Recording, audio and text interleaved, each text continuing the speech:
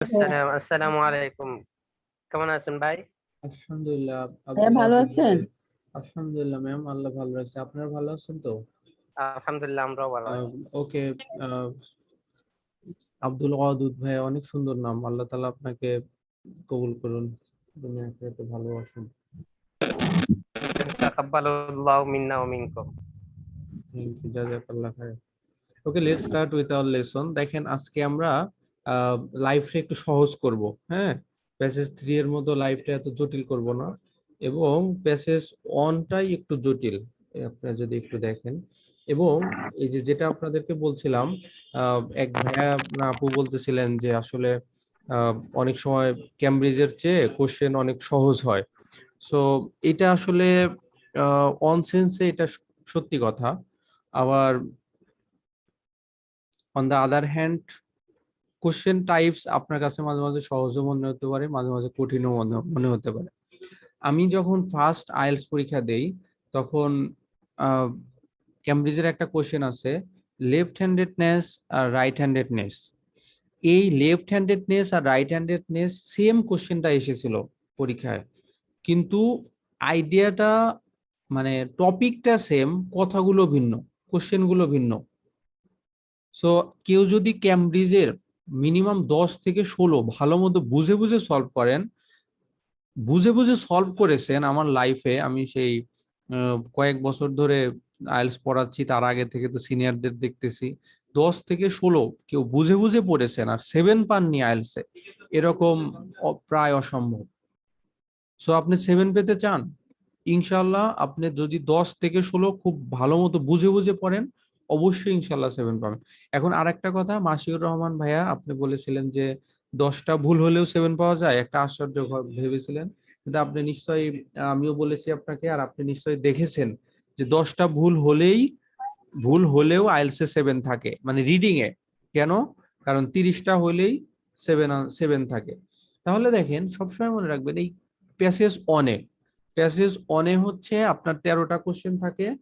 Passage অনে 13টা question থাকে, সেটা কম্পারেটিভলি ইজিয়ার। প্যাসেজ অনে যে 13টা কোশ্চেন থাকে সেটা কম্পারেটিভলি ইজিয়ার। সো সো আপনি কখনোই দরকার হলে প্যাসেজ অনে 2-4 মিনিট একটু বেশি দেন। আপনি মনে করেন না, আমার তো 40টার মধ্যে 35টা হইতে হবে, 32টা হইতে হবে, 30টা হইতে হবে, আমার প্যাসেজ অনেক কোনো রকম দ্রুত 10-12 মিনিটই শেষ করি। না ভাই, দরকার হলে আপনি ভুল করলে প্যাসেজ 3-তে করেন, প্যাসেজ অনে ভুল করেন না। যে আল্লাহর বান্দা প্যাসেজ অনেই ভুল করবে, সে কিভাবে প্যাসেজ 3-তে কারেক্ট করবে? এটা একদম কনক্রিট রুলস। ইনশাল্লাহ প্যাসেজ অনে সবসময় কোশ্চেন ইজিয়ার থাকবে, প্যাসেজ 2-তে একটু হার্ডার, আর প্যাসেজ 3-তে হার্ডেস্ট। এটা থাকবেই, এটা ক্যামব্রিজের একটা রুলস বা কোশ্চেনের একটা রুলস। এই যে আপনারা যারা জিম্যাটের কোশ্চেন দেখেছেন, ওখানে কোশ্চেনের বিভিন্ন লেভেল থাকে, ইজি, মিডিয়াম, হার্ড। সো ওইভাবেই কোশ্চেন গুলো করা হয়, যে কেউ হচ্ছে কোনো রকম পাস করবে, কেউ হচ্ছে গোল্ডেন এ প্লাস পাবে, কেউ হচ্ছে বোর্ড স্ট্যান্ড করবে। সো সেম কোয়ালিটির যদি কোশ্চেন হয়, তাহলে তো ধরেন আহ, যারা হচ্ছে স্ট্যান্ডার্ড লেভেলের আছে, 9 ব্যান্ড লেভেলের আছে, সো তারা তো হচ্ছে আহ, শুধুমাত্র ভালো করবে। আর যারা 4 ব্যান্ড 5 ব্যান্ড লেভেলের আছে, তারা তো ভালো করতে পারবে না। সো কোশ্চেনটা ওভাবেই সাজানো হয়, যে যারা 6 ব্যান্ড লেভেলের আছে, তারা, তুমি ভাই 6 ব্যান্ড আসছো, তুমি 6 ব্যান্ডের আনসার গুলো আস্তে করে বাসায় চলে যাও। তুমি 7 ব্যান্ডের প্রিপারেশন নিছো, তোমাকে তোমার লেভেলটা 8 ব্যান্ডের, তাহলে তুমি 8 ব্যান্ড স্কোর করে তুমি হচ্ছে সার্টিফিকেটটা নিয়ে নাও। ওকে, এখন আসেন হচ্ছে তাহলে, যেটা আমি বারবার বলতেছি, লিখে রাখার কোনো দরকার নাই, জাস্ট মনে রাখলেই হবে যে প্যাসেজ অনের তিনটা, যে 13টা question, true false not given অথবা ফিলিং দ্য ব্লাঙ্কস, সবসময় সহজ থাকবে। এখানে কোনো রকম ভুল করা চলবে না। আরো কিছু কথা আমি একটু রিপিট করি, যে যেহেতু এই 1 নাম্বার কোশ্চেনটা শুরুর কোশ্চেন, সো প্যাসেজেও এই এই কোশ্চেনের আনসারটা শুরুতেই থাকবে, এটাই স্বাভাবিক। এরপর হচ্ছে true false filling the blanks, এটা যেহেতু হচ্ছে শেষের দিককার কোশ্চেন, আপনি যদি চোখ বন্ধ করে 13 নম্বর কোশ্চেনের আনসারটা সবার শেষে দেখেন, প্যাসেজের সবার শেষে দেখেন, আপনি যে দেখবেন যে এই আনসারটা আপনি পেয়েছেন। 13 নম্বর কোশ্চেনের আনসারটা সবার শেষে আসে। তাহলে আমরা একটু দেখি যে এখানকার কিওয়ার্ড গুলো কি কি আর এগুলো আমাদের কিভাবে আনসার করতে হবে। আমরা সবাই রুলস প্রসেস গুলো জানি, এখন আমরা ডিরেক্ট আনসারে চলে যাই। দেখেন এখানে আমাদের ফার্স্ট কাজটা হচ্ছে কি কিওয়ার্ডটা নেওয়া। কিওয়ার্ড কি কিভাবে নিতে হয়, কিওয়ার্ড কি, তারপরে হচ্ছে আপনাদের আমাদের যে রিডিং এর 3টা স্টেপস, এটা কি সবার মনে আছে তো?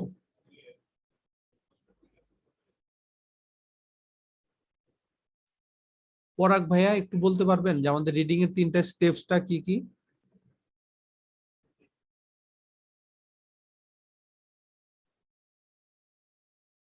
পরাগ ভাইয়া একটু বলতে পারবেন যে আমাদের রিডিং এর 3টা স্টেপসটা কি কি? বুঝিনি ভাইয়া। আমাদের যে রিডিং এর 3টা স্টেপস আছে ভাইয়া, অথবা হচ্ছে আমাদের যে এই স্টেপস গুলা 3টা স্টেপসটা কি কি একটু যদি রিডিং বলতেন তাহলে অন্য সবারও একটু রিভাইজ হতো আর আপনারটাও একটু শুনতাম।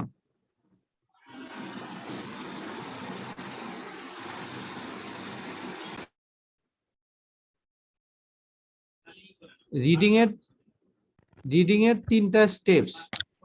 ভাইয়া এটা ক্যামব্রিজ কত? এটা হচ্ছে ক্যামব্রিজ 16, ক্যামব্রিজ আচ্ছা 16 টেস্ট 2, জি ভাইয়া, প্যাসেজ থ্যাংক ইউ। 1।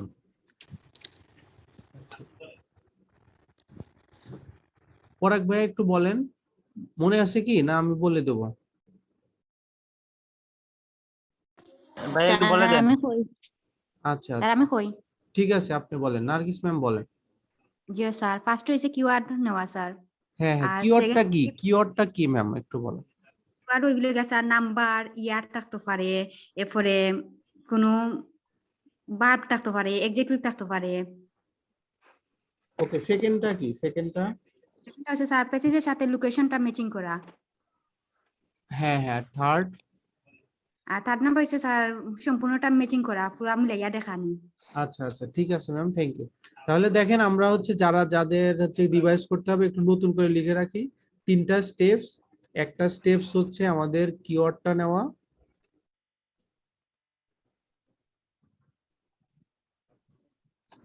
আপনার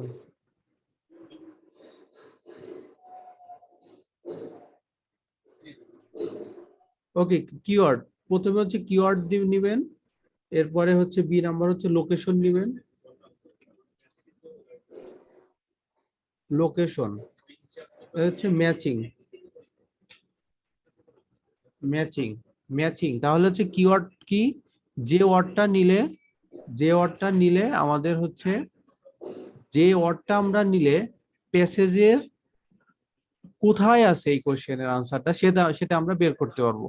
যেমন হচ্ছে most geoglyphs in England are located in a particular area of the country. More geoglyphs in England are located in a particular area of the country. তাহলে হচ্ছে জিওগ্লিফস কি, এই যে জিওগ্লিফস মানে হচ্ছে একটা চিত্র বা হচ্ছে অঙ্কন, যেটা আপনাদের বইয়ে লেখা আছে, যে একটা চিত্র দেওয়া আছে 38 নাম্বার পেজে। 38 নাম্বার পেজে দেখেন একটা একটা ছবি দেওয়া আছে, এটাই হচ্ছে জিওগ্লিফস। তাহলে হচ্ছে এইটা যেহেতু আপনার ছবিতে দেওয়া আছে, সো এইটা আপনি ফ্রিকোয়েন্টলি এই ওয়ার্ডটা পাবেন। যেমন নামই হচ্ছে the white horse of উফিংটন। So আমাদের কিওয়ার্ডটা তাহলে এখানে কি হবে, মোস্ট জিওগ্লিফস ইন ইংল্যান্ড। তাহলে আমাদের কিওয়ার্ড হচ্ছে ইংল্যান্ড, তাহলে ইংল্যান্ডের বেশিরভাগ geoglyphs are located in, are located ইংল্যান্ডের জিওগ্লিফস গুলো বা ছবিগুলো আর লোকেটেড কোথায় পাওয়া যায়, in a particular area of the country, দেশের একটা নির্দিষ্ট জায়গায়, দেশের একটা নির্দিষ্ট জায়গায় আপনার হচ্ছে আহ এটা পাওয়া যায়। এখন আমরা দেখি কথাটা কি সত্য নাকি মিথ্যা, নাকি কথাটা বলাই নাই। তাহলে most geoglyphs in England are located in a particular area of the country, আমরা একটু খুঁজে দেখি যে এই আসলে কথাটা সত্য কিনা। Most geoglyphs in England are located in a particular area of the country, তাহলে আমরা একদম শুরু থেকে দেখি, শুরু থেকে একটু দেখি। দেখেন তো এখানে, এখানে হচ্ছে আপনার এই ইংল্যান্ড বা অবস্থানের কোনো কথা বলা আছে কিনা, সবাই একটু দেখেন।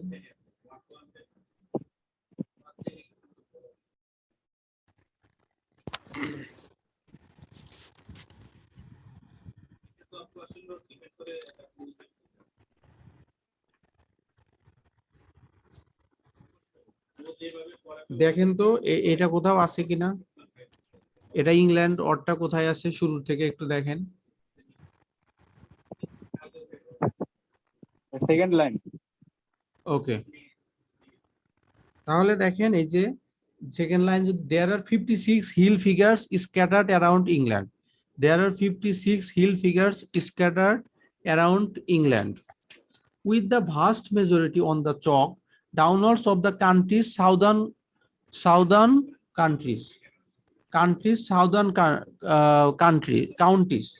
মানে হচ্ছে সাউদার্ন মানে হচ্ছে একটা নির্দিষ্ট এরিয়ায়, পার্টিকুলার এরিয়া। তাহলে দেখেন পার্টিকুলার এরিয়ার সাথে এই সাউদার্ন কাউন্টিটা মেলে না। দেখেন তো সবাই একদম সবাই একটু, যেহেতু আমাদের এটা প্র্যাকটিস ব্যাচ, সবাই একটু নিজে নিজে দেখেন যে বইয়ের এই ওয়ার্ডটা কোথায় আছে আর কোশ্চেনে কি আছে। কোশ্চেনে আছে পার্টিকুলার এরিয়া, আর প্যাসেজে বলা আছে এই যে ভাস্ট মেজরিটি মানে বেশিরভাগ অংশ on the chalk downlands of the country's southern county মানে একটা নির্দিষ্ট অঞ্চল, সাউদার্ন মানে হচ্ছে আপনার দক্ষিণ অঞ্চলে অবস্থিত। তাহলে দক্ষিণ অঞ্চল কি একটা পার্টিকুলার এরিয়া না? জি। তাহলে দক্ষিণ অঞ্চল যদি একটা পার্টিকুলার এরিয়া হয়, দক্ষিণ অঞ্চল যদি একটা পার্টিকুলার এরিয়া হয়, এটা কি তাহলে আমরা ট্রু বলতে পারি? জি ট্রু। ট্রু বলতে পারবো? জি বলতে হবে।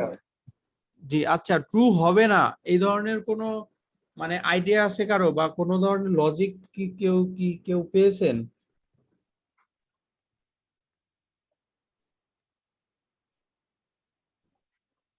ট্রু হবে না এই ধরনের কোনো মানে লজিক কি কারো কাছে আছে, বা কোনো মনে হচ্ছে কিনা জাস্ট একটু বলেন। না ভাইয়া। ওকে ঠিক আছে, 1 নাম্বার নিয়ে কারো কোনো কোশ্চেন, নাহলে আমরা 2 নাম্বারে চলে যাই।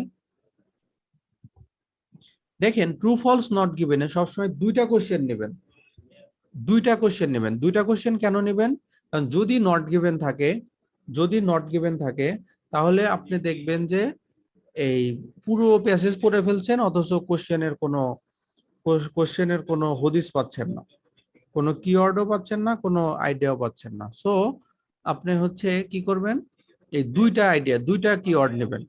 A recent dating of the Uffington White Horse indicates that people were mistaken about its age. তাহলে রিসেন্ট ডেটিং মানে বর্তমান সময়ে আপনার হচ্ছে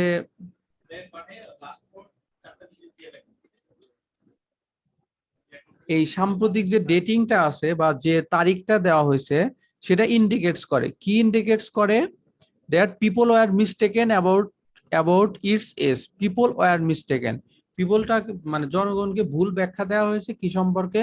অ্যাবাউট হিজ এজ, এর বয়স সম্পর্কে, যে উফিংটন হর্সের কত বছর আগে এটা হচ্ছে এই মানে বয়সটা বলা হয়েছে, বা এর বয়সটা কত এর সম্পর্কে লোকেরা ভুল জানতো এই কথাটা আসলে সত্য কিনা। তাহলে এখানে পিপল ওয়ার মিস্টেকেন, আমার মেইন কথাটা কি? অ্যাবাউট ইটস এজ, এর বয়স সম্পর্কে। A recent dating of the Uffington white horse indicates, তাহলে রিসেন্ট ডেটিং ইন্ডিকেটস।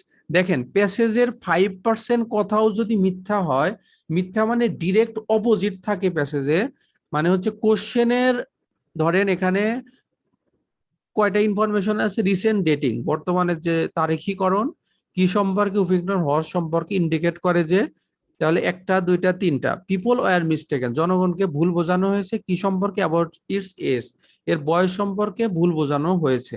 তাহলে এই রিসেন্ট ডেটিং একটা আইডিয়া, উফিংটন হোয়াইট হর্স একটা আইডিয়া, ইন্ডিকেটস আর একটা আইডিয়া, পিপল ওয়ার মিস্টেকেন। তাহলে 5টা এখানে তথ্য আছে, বা 5টা খন্ড কথা আছে। 5টা খন্ড কথার মধ্যে একটাও যদি ভুল থাকে বা ডিরেক্ট ফলস ইনফরমেশন থাকে প্যাসেজে, ওইটাও হচ্ছে ফলস। হ্যাঁ, কথাটা বুঝলাম না। আবার বলবেন প্লিজ। ম্যাম যেটা বললাম যে 5টা কথার মধ্যে একটাও যদি বিপরীত থাকে তাহলেও ফলস হবে। ধরেন এখানে আছে আচ্ছা, রিসেন্ট আচ্ছা। ডেটিং, প্যাসেজে আছে হচ্ছে ধরেন পাস্ট এনি আইডিয়া, ঠিক আছে, অথবা past any record, past record shows that, past record indicates that, আর এখানে আছে রিসেন্ট ডেটিং। ঠিক আছে ম্যাম? জি ভাইয়া। ম্যাম এই 2 আর 3 এটা আমরা একটু সবাই একটু ট্রাই করেন যে এখানে কিওয়ার্ডটা কি কি আছে, প্যাসেজের কোথায় আছে। এই 2 আর 3 একটু সবাই নিজে নিজে ট্রাই করেন, আমাকে একটু 1 মিনিট একটু সময় দেন, আপনারা একটু ট্রাই করেন।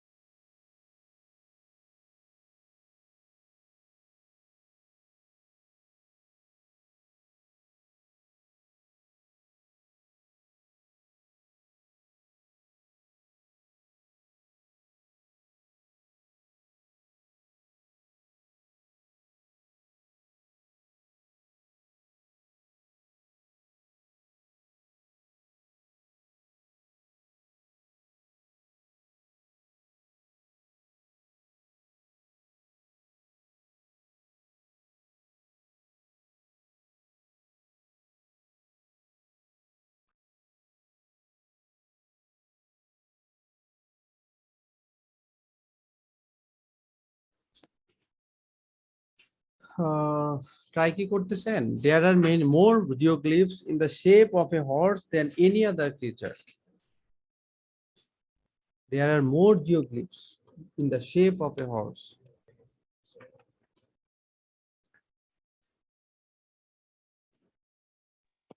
ভাইয়া 2 এর মিনিংটা একটু যদি বলতেন। হ্যাঁ হ্যাঁ শিওর।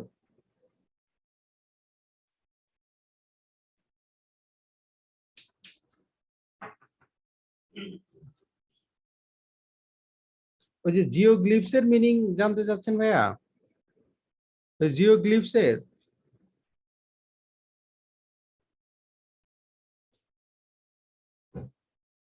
ভাইয়া জিওগ্লিফস এর মিনিং এর কথা বললেন? না ভাইয়া পুরো কোশ্চেনটার মানে ও আচ্ছা আচ্ছা, দেয়ার আর মোর জিওগ্লিফস মানে এখন বর্তমানে অনেক জিওগ্লিফস রয়েছে in the shape of a horse. তাহলে যেটা আমরা বুঝতে পারতেছি যে এই ঘোড়ার মতোর করে অথবা ঘোড়ার শেপে বা ঘোড়ার আকৃতিতে অনেক ধরনের জিওগ্লিফস রয়েছে, তাই না ভাই? দেন এনি আদার ক্রিয়েচার মানে ঘোড়ার আকৃতির চেয়ে, ঘোড়ার আকারের চেয়ে অন্যান্য প্রাণীর মতো অনেক ধরনের জিওগ্লিফস রয়েছে। মানে কম্পেয়ারটা কিসের মতো? এই যে জিওগ্লিফস তো কমন, আর in the shape of a horse আর হচ্ছে হর্সের আকারের চেয়ে অন্য এনি আদার আকারে অন্য যে কোনো আকারের জিওগ্লিফসটা বেশি রয়েছে। এই কথাটা কি সত্য মিথ্যা নাকি বলাই নাই? আমি আবারও বলতেছি যে ঘোড়ার আকারে যে জিওগ্লিফস রয়েছে। জি জি ভাইয়া, যিনি কোশ্চেন করেছিলেন উনি কি মিনিংটা বুঝতে পারছেন ভাই? জি ভাইয়া, বুঝছি। আচ্ছা আচ্ছা, এই মিন জি ভাইয়া। ওকে। তাহলে এইটার কি কোনো কোনো নট এ সিঙ্গেল ওয়ার্ড কিছুই পান নাই? না ভাইয়া, কিছুই তো পাইলাম না। দেখেন আমাদের ফার্স্ট প্যারাগ্রাফে যেটা আছে, দা ফিগার্স ইনক্লুডস, তাহলে এই যে দেখেন ফিগার্স কিন্তু আমরা পাইছি, ফিগার্স আর শেপটা কিছুটা মেলে না? বলেন। জি ভাইয়া মেলে, জি ভাইয়া মেলে। মেলে, ফিগার আর শেপ কিছুটা মেলে। The figures include giants, horses, crosses and আপনার হচ্ছে রেজিমেন্টাল ব্যাজেস, রেজিমেন্টাল, বানানটা ভুল আছে, রেজিমেন্টাল,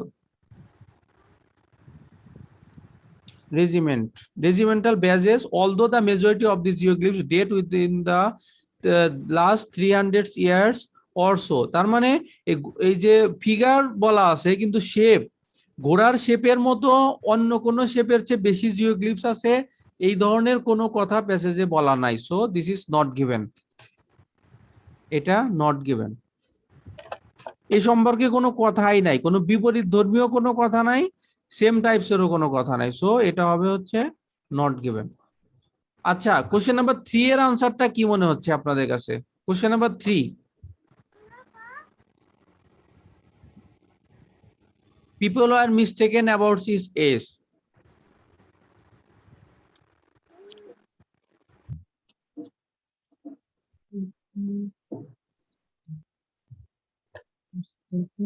কোশ্চেন নাম্বার 3 তে কি মনে হচ্ছে আপনাদের কাছে? সবাই একটু ট্রাই করেন, একজনও যেন বাদ না থাকেন যে জিনিসটা বোঝেন নাই। আমরা কম বুঝি কিন্তু হচ্ছে কম কোশ্চেন সলভ করি আর বেশি কোশ্চেন সলভ করি। যতটুকু পড়বো 100% বুঝতে হবে, বুঝতেই হবে। ওকে, আমার কোশ্চেনটা কি চেয়েছে আবারও বলি, যে উফিংটন হর্সের ডেটিং সম্পর্কে, রিসেন্ট ডেটিংটা ইন্ডিকেটস করে। এই ইন্ডিকেটস এর সাবজেক্ট হচ্ছে ডেটিং, এই রিসেন্ট ডেটিং অফ কিসের ডেটিং হচ্ছে, এই উফিংটন হোয়াইট হর্সের ডেটিংটা ইন্ডিকেট করে people were mistaken about its age, লোকজনকে ভুল বোঝানো হয়েছে এর বয়স সম্পর্কে। তাহলে বয়স সম্পর্কে কোথায় বলা আছে? শুধুমাত্র বয়স সম্পর্কে যেখানে বলা আছে সেটা আমরা পড়বো, আর কিচ্ছু পড়ার দরকার নাই। The most famous of these figures is perhaps about the most mysterious the Uffington White Horse in Oxfordshire। The White Horse has recently been redated। তার মানে কি, ডেট সম্পর্কে এখানে কথা বলা আছে। রিডেটেড মানে কি, আগের ডেটটা তাহলে ঠিক ছিল না, তাই না? রিডেটেড মানে কি, রিডেটেড মানে হচ্ছে আপনার আগের ডেটটা একটু প্রবলেম ছিল। এন্ড শোন, এবং দেখানো হয়েছে যে টু বি ইভেন ওল্ডার, অনেক পুরাতন দেখানো হয়েছে, then it's previously assigned ancient pre Roman Iron Age date, এবং এটাকে দেখানো হয়েছে অনেক বছর পুরানো, প্রি রোমান আয়রন এজ মানে প্রাচীন প্রাক রোমান আয়রন যুগ যে ছিল বা আয়রন এজ যে ছিল সেই তারিখের চেয়েও পুরানো বলে দেখানো হয়েছে, সেই তারিখের চেয়েও পুরানো বলে দেখানো হয়েছে। তার মানে যেহেতু রিডেট করা হয়েছে আর পুরানো বলে দেখানো হয়েছে, তার মানে এই রিসেন্ট যেটা ইন্ডিকেট করতেছে, তার মানে পূর্বে ভুল দেখানো হয়েছে, তাই না? এই জন্যই তো এখন রিডেট করা হচ্ছে। আর হচ্ছে এই প্রিভিয়াসলি অ্যাসাইন মানে পূর্ববর্তীকালে অ্যানশিয়েন্ট রোমান আয়রন এজ, এটাকে হচ্ছে to be old even older, অনেক পুরাতন বলে দেখানো হয়েছে। রিডেটেড বলতে এখানে যে অতীতে ভুল ছিল সেই সম্পর্কে ধারণা পাওয়া যাচ্ছে। সো এটা হচ্ছে মিসটেকেনের সাথে মিলে যায়, রিডেটেড আর মিসটেকেন দুইটা হচ্ছে আপনার হচ্ছে মিলে যাচ্ছে। সো এটা কি হবে, ট্রু। বলেন, এটা নিয়ে কি অন্য কারো কোনো আইডিয়া আছে, বা আপনার কাছে মনে হচ্ছে এই কারণে এটা হবে না বা এই কারণে এটা হতে পারে? বলেন। এটা অবস্থা আবার তো বোঝা যায়। আচ্ছা আচ্ছা ম্যাম, দেখেন এ রিসেন্ট ডেটিং, বর্তমানের যে ডেটটা বা কিসের সম্পর্কে dating, উফিংটন white horse, Uffington white horse, এটার প্যাসেজের নামটাই হচ্ছে দা হোয়াইট হর্স অফ উফিংটন। এখানে সরাসরি বলা আছে উফিংটন হোয়াইট হর্সের যে ডেটিংটা বা যে সময় এটা করা হয়েছে, যেমন ধরেন যে এই বাংলাদেশের যে বিভিন্ন জায়গায় বিভিন্ন ভাস্কর্য বা হচ্ছে শহীদ মিনার, স্মৃতিস্তম্ভ, এটা কোনটা কত সালে করা হয়েছে, এটার একটা লিস্ট আছে না? জি স্যার। এখন ধরেন যে 200 বছর আগে, 300 বছর আগের কোনো একটা স্মৃতিস্তম্ভ, মনুমেন্ট, সেটা কেউ ঠিক করে বলতে পারতেছে না। সো এটা যেহেতু কেউ ঠিক করে বলতে পারতেছে না, এই জন্য তারা কি করছে, রিডেট করছে। আর বর্তমানের ডেট ঠিক করার পরে মানে হচ্ছে বর্তমানের যে ডেটিংটা এখন যেটা চিন্তা ভাবনা করতেছে, বর্তমানের যে ডেটিংটা করে সেটাই ইন্ডিকেট করে পিপল ওয়ার মিস্টেকেন, মানুষকে বোঝানো হয়েছিল বা হচ্ছে মানুষের ভুল হয়েছিল, মানুষের দ্বারা ভুল হয়েছিল অ্যাবাউট ইটস এজ, এর বয়স সম্পর্কে মানুষের ভুল ধারণা ছিল, অথবা হচ্ছে লোকেরা এর বয়স সম্পর্কে ভুল জানতো, মানে আগে ভুল জানতো, যেহেতু অতীতে তাদের হচ্ছে এই এই নানান ধরনের প্রবলেম ছিল, অনেক এই এন্ড শোন টু বি ইভেন ওল্ডার, অনেক বছর আগে এটাকে পুরানো দেখানো হতে পারে, এটাকে রিডেট করা হয়েছে। রিডেট করা হয়েছে মানেই রিসেন্ট ডেট করা হয়েছে, রিসেন্ট ডেট ইন্ডিকেটস দ্যাট যে এটা মানুষের ভুল হয়েছিল, এই জন্যই এটাকে আপনার এই রিডেট করা হয়েছে এবং রিসেন্ট ডেটটা দেখানো হচ্ছে। ঠিক আছে ম্যাম, জি ভাইয়া। বলেন কি বুঝছেন, জি ভাইয়া। কোশ্চেনের মিনিংটা বলেন। উকিলটন হোয়াইট হর্সের বয়স সম্পর্কে মানে যে ভুল ধারণা ছিল সেটা কথা। ওকে, ঠিক আছে। এই কোশ্চেনটা খুব ভালো মতো বুঝছেন, একটু কেউ ব্যাখ্যা করতে পারবেন? এনিওয়ান?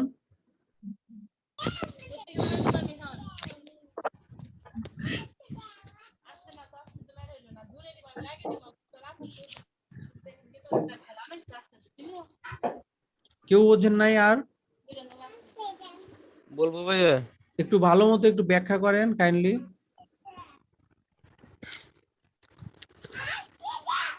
আচ্ছা, নয়াস আসতেছে পড়তেছে না ভাইয়া। জি জি ম্যাম। নয়াস আসতেছে যে মানে তার ফ্যামিলিতে কথা আসতেছে, তো কথা বলে ঘরে কথা শোনা যাচ্ছে। ওকে, ঠিক আছে, তাহলে আমরা হচ্ছে পরের কোশ্চেন গুলো দেখি। Historians have come to an agreement, মানে ইতিহাসবিদরা একমত হয়েছে, historians have come to an agreement, একমত হয়েছে যে অ্যাবাউট দ্য অরিজিনস, উৎপত্তি সম্পর্কে, of the Long Man of Wilmington. আপনি শুধুমাত্র দেখেন, শুধুমাত্র লং ম্যান অফ উইলমিংটন ওয়ার্ডটা কোথায় আছে, লং ম্যান অফ উইলমিংটন ওয়ার্ডটা প্যাসেজের কোথায় আছে, আর হিস্ট্রিয়ানসটা একমত হয়েছে। আসলে কি তারা একমত হয়েছে নাকি একমত হয় নাই? আর কি সম্পর্কে একমত হয়েছে? অরিজিন সম্পর্কে, এটার উৎপত্তি, এটার হচ্ছে হচ্ছে উৎপত্তি সম্পর্কে একমত হয়েছে কিনা। তাহলে আমরা এটা দেখি, কেউ কি পেয়েছে লং ম্যান অফ উইলমিংটন ওয়ার্ডটা কোথায় আছে? আমরা জানি এটা সবসময় সিরিয়ালি থাকে, আমরা জানি এটা সবসময় সিরিয়ালি থাকে। সো এরপরে আমরা দেখি, more controversial is the date about the enigmatic Long Man of Wilmington in Sussex. While মানে more controversial is the date of the enigmatic Long Man of Wilmington in Sussex. Controversial মানে কি? সবাই একমত হওয়া না? কন্ট্রোভার্সিয়াল মানে বিপরীত, বিতর্কিত বিষয়। কন্ট্রোভার্সিয়াল মানে কি? সবাই একমত হওয়া, তো তাই না? না ভাই। জি না। কন্ট্রোভার্সিয়াল মানে হচ্ছে বিতর্কিত বিষয়। More controversial is the date of the enigmatic Long Man of Will. এটা দেখে আমরা বুঝতেছি যে এগ্রিমেন্ট না হওয়ার চান্সই বেশি। তারপরেও পরে দেখি, পরে যদি বলে যে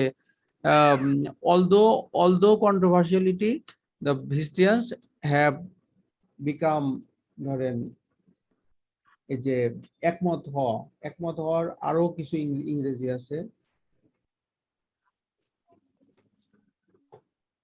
এখানে কি আছে, আমরা প্রথম লাইনটাই দেখবো না, আরো একটু লাইন পড়ে দেখবো যে while many historians are convinced the figure is prehistoric, while many historians, যদিও অনেক ইতিহাসবিদদেরকে কনভিন্স করা গেছে যে the figure is prehistoric, এই ফিগারটা হচ্ছে একটা ঐতিহাসিক বিষয়, এটার মধ্যে কোনো ভুল নাই। Others believe that It was the work of an artistic monk from a nearby priory and was created between the 11তম 15তম centuries, 11th আর 15th centuries. পরীক্ষার হলে এগুলো যত সহজে উচ্চারণ করা যায় তত সহজে বলবেন, কোনো সমস্যা নাই। তাহলে কেউ কেউ মনে করে যে এটা প্রিহিস্ট্রিক কালের সময়, আর অন্যরা মনে করে যে এইটা হচ্ছে the work of artist monk near by, এই যে বিটুইন দ্য 11-15 শতাব্দীতে তৈরি করা হয়েছে। কেউ মনে করে অনেক পুরনো, কেউ মনে করে যে 11 থেকে 15 সেঞ্চুরিতে এটাকে ক্রিয়েট করা হয়েছে। ওয়াজ ক্রিয়েটেড প্যাসিভে আছে। তাহলে যদি প্যাসিভে থাকে তাহলে আপনাদের কাছে কি মনে হয় যে এটা কি তাহলে ট্রু হবে? কেউ বলতেছে এইদিকে, কেউ বলতেছে ওইদিকে, তাহলে কি তাদের মধ্যে একমত হয়েছে? কথাটাকে আমরা বলতে পারি না ভাইয়া।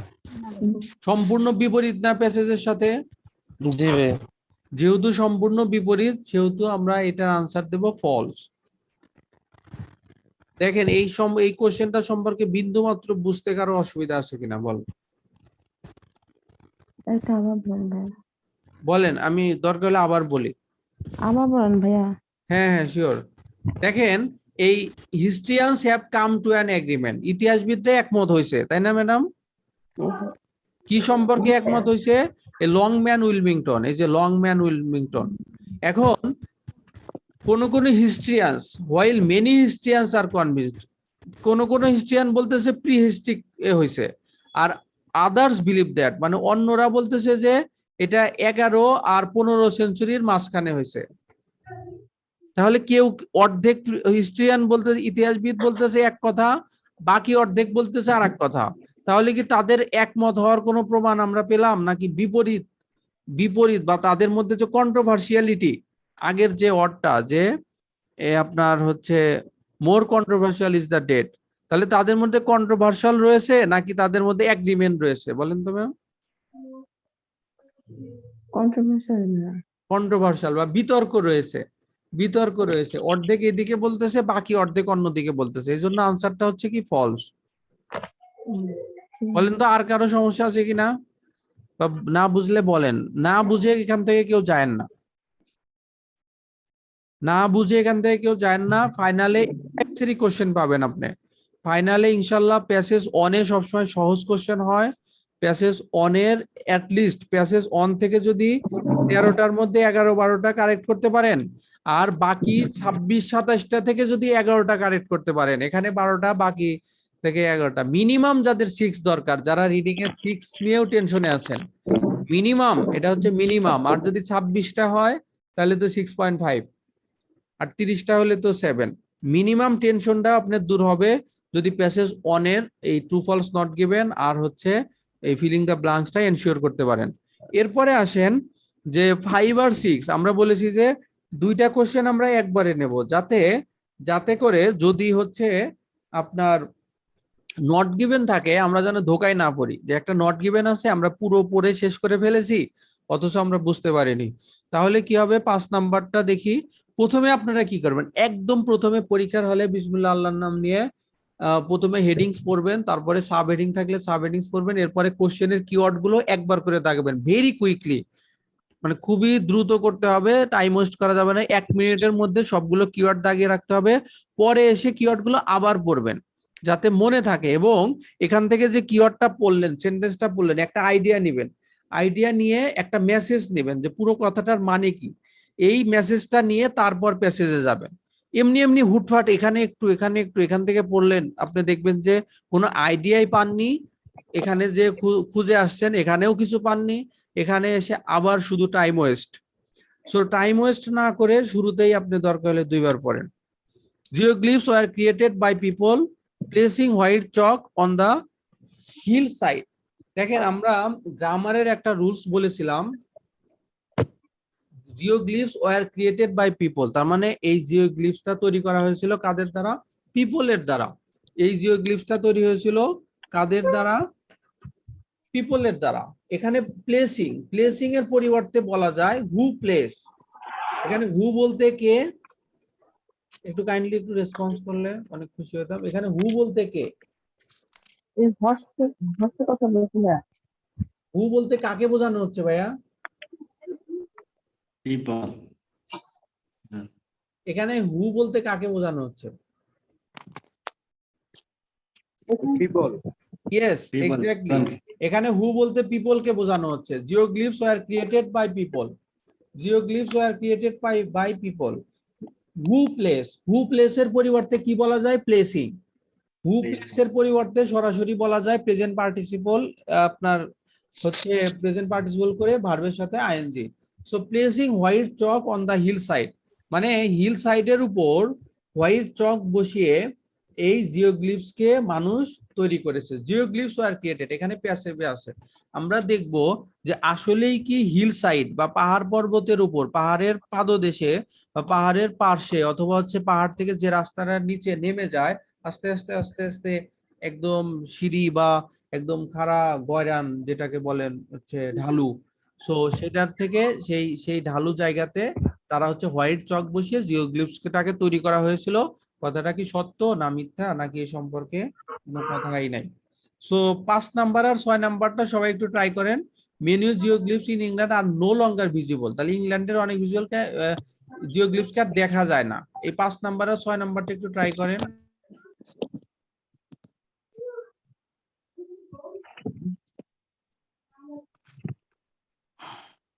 এরপরে তো আমি বলতেইছি যে জিওগ্লিফস, ইংল্যান্ডের জিওগ্লিফসকে আর দেখা যায় না।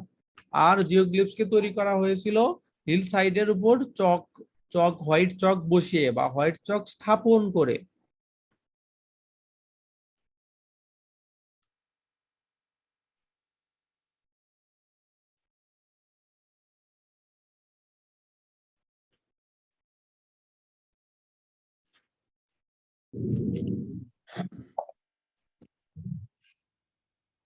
সবাই একটু কুইকলি ট্রাই করেন 5 নাম্বার আর 6 নাম্বারটা। আচ্ছা ভাইয়া 3 নাম্বার কি হয়েছে ভাইয়া? জি জি ম্যাম। 3 নাম্বারটা ভাইয়া এটা যেন কি হয়েছে আনসারটা? 3। হ্যাঁ ভাইয়া। আচ্ছা, এই 5 আর 6টা একটু ট্রাই করেন, আমি আবার বলতেছি। আচ্ছা।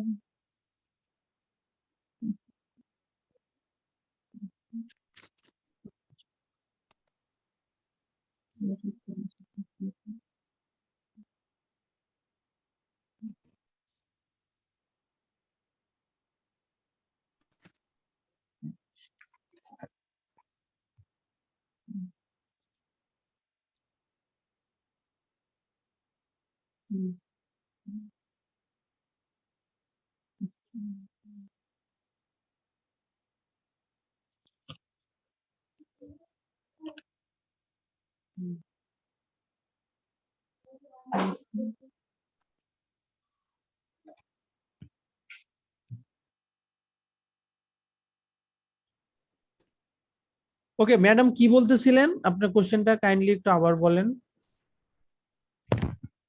3 নাম্বারটা ভাইয়া অ্যান্সারটা কি হয়েছে ভাইয়া ওইটা বলতে?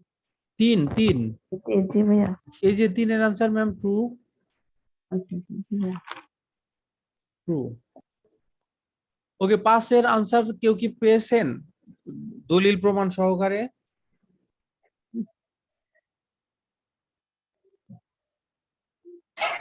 স্যার এখানে পাঁচের answer may be false sir.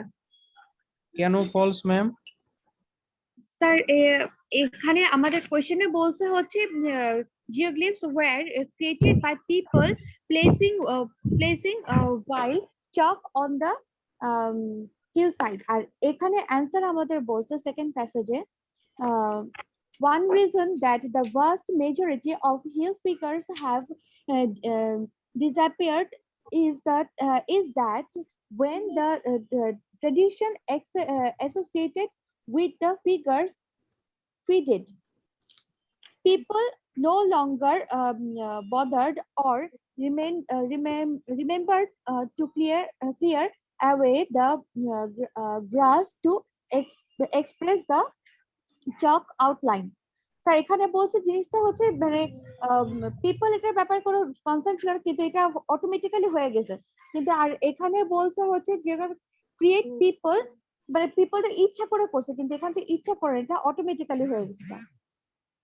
জি জি, থ্যাংক ইউ ম্যাম, আপনাকে অসংখ্য ধন্যবাদ। আপনি খুব সুন্দর বুঝিয়েছেন। দেখেন ম্যাম, এখানে যেটা আছে এই যে আমি সবার উদ্দেশ্যে বলতেছি যে আপনার the method of cutting these huge figures was simply to remove the overlying grass to reveal the gleaming white chalk below. তাই না? সবাই একটু খুব মনোযোগ সহকারে দেখেন, একটু টাফ আছে জিনিসটা। The method of cutting these huge figures was simply to remove the overlying grass, to reveal the gleaming white chalk below. মানে হোয়াইট চকটা কোথায় থাকে? নিচে থাকে। এই গ্লিমিং হোয়াইট চকের আগে একটা অ্যাডজেক্টিভ বলেছে, গ্লিমিং মানে চকচক চকচক করে এরকম একটা হোয়াইট চককে রিভিল মানে হচ্ছে বের করা বা প্রকাশ করা। গ্লিমিং হোয়াইট চকটাকে প্রকাশ করার জন্য তারা কি করে, ওই যে হিল সাইডের পাশে যে আপনার ঘাসগুলো থাকে সেগুলোকে সরিয়ে ফেলা হয়। সেগুলোকে কি করা হয়? সরিয়ে ফেলা হয়। সো সরিয়ে ফেলার মাধ্যমে এই হোয়াইট চকটা প্রকাশ পায়। ধরেন আপনার হচ্ছে বেডের উপর একটা 5 টাকার কয়েন আছে। 5 টাকার কয়েনের উপর বেডের উপর 5 টাকার কয়েন, 5 টাকার কয়েনটা আপনার একটা রুমাল দিয়ে ঢাকা আছে। সো কি বলা হলো যে রুমালটা যদি আপনি সরিয়ে ফেলেন, টু রিমুভ দ্য রুমাল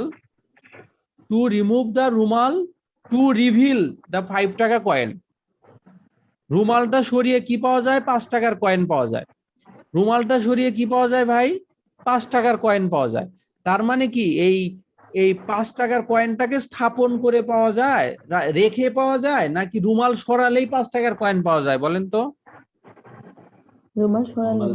রুমাল সরালেই 5 টাকার কয়েন পাওয়া যায়। এখানে ঠিক একই কথা, যে the method of cutting these huge figures was simply to the method, আমি যদি এইটুকু ধরেন এইটুক কথা নাই দুনিয়ার মধ্যে, এইটুক কথা কাটা। the method was simply to remove, মেথডটা হচ্ছে শুধুমাত্র সরিয়ে দেওয়া। কি সরিয়ে দেওয়া? ওভারলাইং গ্রাসটা সরিয়ে দেওয়া। কেন? To reveal the gleaming white Chak.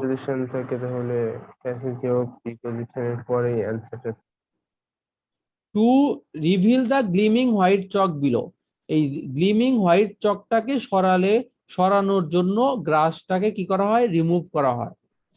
Reveal মানে প্রকাশ করা। যাদের বানান দরকার লিখে রাখেন। রিভিল মানে প্রকাশ করা। হোয়াইট চক মানে রিভিল করার জন্য, প্রকাশ করার জন্য কি সরানো হয়? বলেন না। ওভারলাইং গ্রাস, এই ঘাসটাকে সরানো হয় হোয়াইট চকটাকে রিভিল করার জন্য। তাহলে দেখেন, হোয়াইট চকটাকে যদি রিভিল করার জন্য বের করা হয়, এটাকে তো স্থাপন করার কোনো মানে নাই, তাই না? এই হচ্ছে আমাদের মেইন। এরপরে আছে however the grass would soon grow over the geoglyph again. যাই হোক না কেন, এই গ্রাসটা আবার গর্জে ওঠে বা হচ্ছে বড় হয়, unless it was regularly cleaned or scoured by a fairly large team of people. এটাকে যদি আপনি রেগুলারলি ক্লিন না করা হয়, অথবা হচ্ছে এটাকে যদি আপনার অপসারণ করা না হয়, সরানো না হয়, এই কাকে সরানো না হয়? এই যে ঘাসটাকে লার্জ টিম অফ পিপল, বড় ধরনের লোকজন দ্বারা এটা যদি ঘাসটা যদি ক্লিন করা না হয়, তাহলে হচ্ছে এই হোয়াইট চকটাকে আবার ঢেকে যায়। One reason that the vast majority of hill figures have disappeared, এটা বিলুপ্ত হওয়ার একমাত্র কারণ হচ্ছে when the traditions associated with figures faded, যখন হচ্ছে এই ধরনের ট্রেডিশনটা ফেড হয়ে যায় বা হচ্ছে ধরেন স্যাঁতসেঁতে বা হচ্ছে পুরনো হয়ে যায়, people no longer bothered, people এটাকে কোনো কেয়ারই করে না, গুরুত্বপূর্ণই মনে করে না, or remembered to clear away the grass to expose the chalk outline. এটাকে হচ্ছে টু ক্লিয়ার অ্যাওয়ে মানে হচ্ছে সরানো, দূরে থাকা। গেট অ্যাওয়ে দূরে থাকো, স্টে অ্যাওয়ে দূরে থাকো। অ্যাওয়ে মানে হচ্ছে দূরে রাখা বা মানে সরানো। এটাকে মানুষ কোনো রিমেম্বারই করে না বা কোনো কেয়ারই করে না। To expose the chalk outline, এই চক আউটটাকে আবার এক্সপোজ করার জন্য, এটা দেখানোর জন্য। কারণ এর মেথডটাই হচ্ছে চক ঘাস সরিয়ে যদি চক দেখানো যায়, তাহলেই ওই জিওগ্লিফটা পাওয়া যাবে। ভাই আমাদের এগুলা হচ্ছে একটু ধরেন আর্কিটেকচার বিষয়, বিষয়, বাট মিনিং পরে কি আমরা বুঝতেছি? এইটুক তো অ্যাটলিস্ট বুঝতে পারছি কি সবাই? ভাইয়া না বুঝতে পারলে বলেন, আমি আবার বলতেছি। বুঝে গেছি।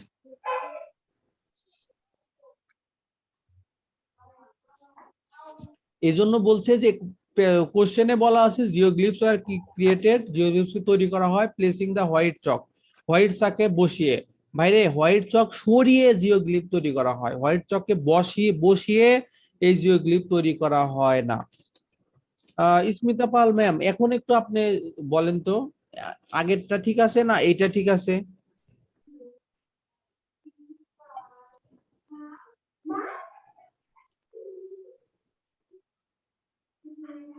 হ্যালো আপু। স্যার আমাকে বললেন? স্যার জি জি আমাকে বলছেন? জি আপু, তাহলে স্যার বলেন যে আগেরটা ঠিক আছে না এটা ঠিক আছে? স্যার অবশ্যই আপনারটা ঠিক আছে স্যার, কারণ না আমি না না মিনিংটা বলতে ভুল করছি। ম্যাম, এখানে হচ্ছে আইএলস এর সবাই ঠিক হইতে পারে, ঠিক আছে, যদি আপনার লজিকটা ঠিক থাকে। আইএলস মানে আর্গুমেন্টেটিভ রাইটিং স্পিকিং এর জন্য বিশেষ করে। স্যার আমি যেটা ক্যাচ করছি হচ্ছে কিওয়ার্ড এখানে বলছে হচ্ছে যে মানে ওরা বলছে Hillside। প্লেসিং। হ্যাঁ, জি create by the people placing while chalk on the hillside, কিন্তু এখানে তো হিলসাইড এর কথা বলছে, হিলসাইডে ওরা যে চকটা এটা অটোমেটিক্যালি আবার গ্রো হয়ে যায় আর ওই চকগুলো ঢেকে যায়।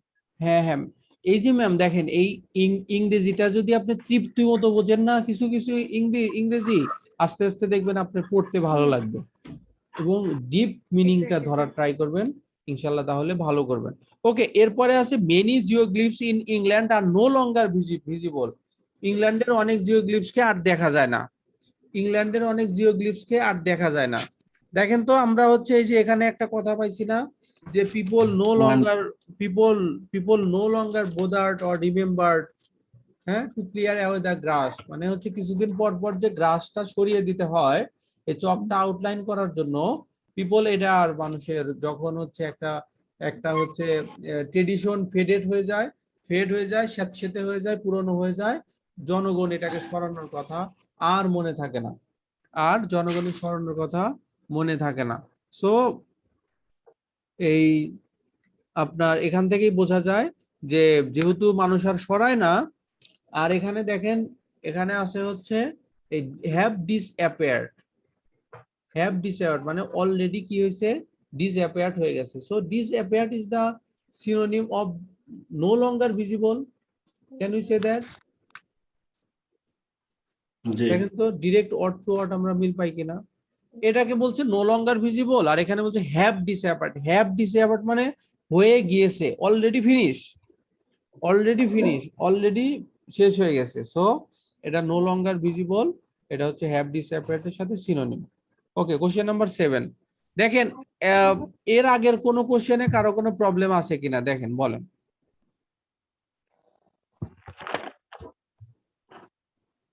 আর সবাই যারা একটু আগের থেকে পারেন বা বুঝতে পারেন, তারা এই জিনিসগুলো আবার রিডিং পড়েন, আবার বারবার পড়েন, দেখবেন ক্যামব্রিজের কোশ্চেন, ক্যামব্রিজের প্যাসেজ যতবার পড়বেন না, ততবার একটা নতুন করে আইডিয়া পাবেন এবং একটু ভালো লাগা কাজ করবে, আরো ডিপ মিনিং বুঝবেন। দেখবেন যে প্রথমবার পড়ার পরে সেকেন্ড টাইম যখন আবার পড়বেন, মনে হয় যে আল্লাহ, আমি তো এর আগে পড়ার সময় এরকম চিন্তা করিনি, এতটা আমার মাথায় ধরে নাই।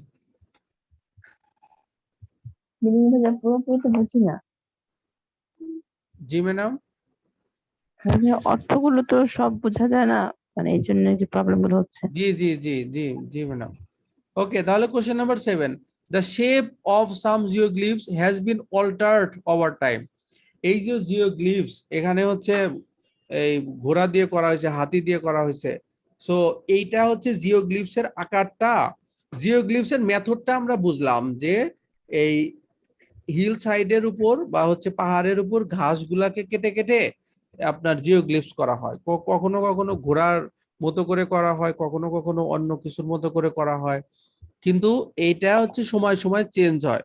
Has been altered, the shape of some geoglyphs has been altered over time, বিভিন্ন সময়ে সময়ে এই জিওগ্লিফস এর শেপটা চেঞ্জ হয়। আর একটা কি question, the fame of the Uffington white হর্সের যে খ্যাতি, ডিউ টু ইটস সাইজ, এটার সাইজের কারণে, যে এটা ধরেন 10 সেন্টিমিটার অথবা 10 মিটার উঁচু, এই এত মিটার চওড়া, এটা হচ্ছে সাইজের কারণে এর খ্যাতি, আর হচ্ছে এর শেপ, জিওগ্লিফসের শেপ বিভিন্ন সময় সময় অল্টার হয়, চেঞ্জ হয়, চেঞ্জ হয়।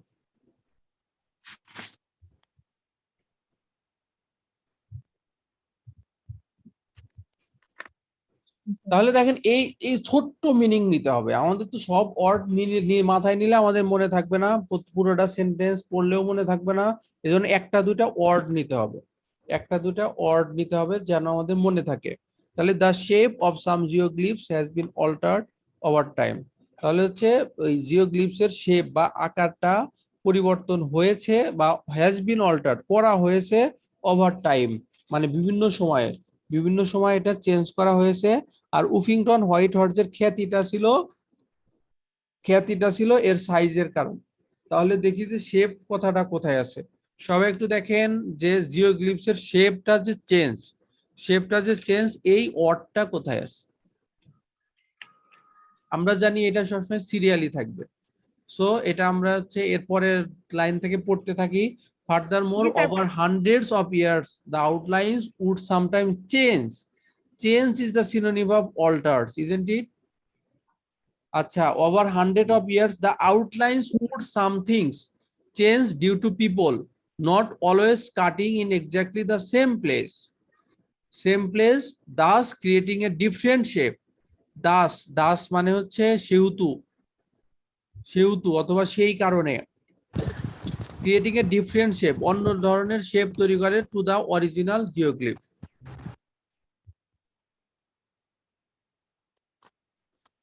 People not always cutting in exactly the same place, যেহেতু মানুষ সবসময় এক জায়গায় এটা জিওগ্লিফসটা কাটে না বা জিওগ্লিফটা বানায় না, তখন কখনো কখনো বানাচ্ছে ধরেন এক এলাকার একটা পাহাড়ে হিলে, সো ওই হিলের সাইজটাই ধরেন ছোট বা ওই হিলের সাইজটাই অনেক বড়, তাহলে শেপটাও তো চেঞ্জ হবে। দাস এই কারণে ক্রিয়েটিং এ ডিফারেন্ট শেপ, যেহেতু তারা হচ্ছে সেম প্লেসে করতেছে না, সো এক এক সময় এক এক ধরনের শেপ হচ্ছে।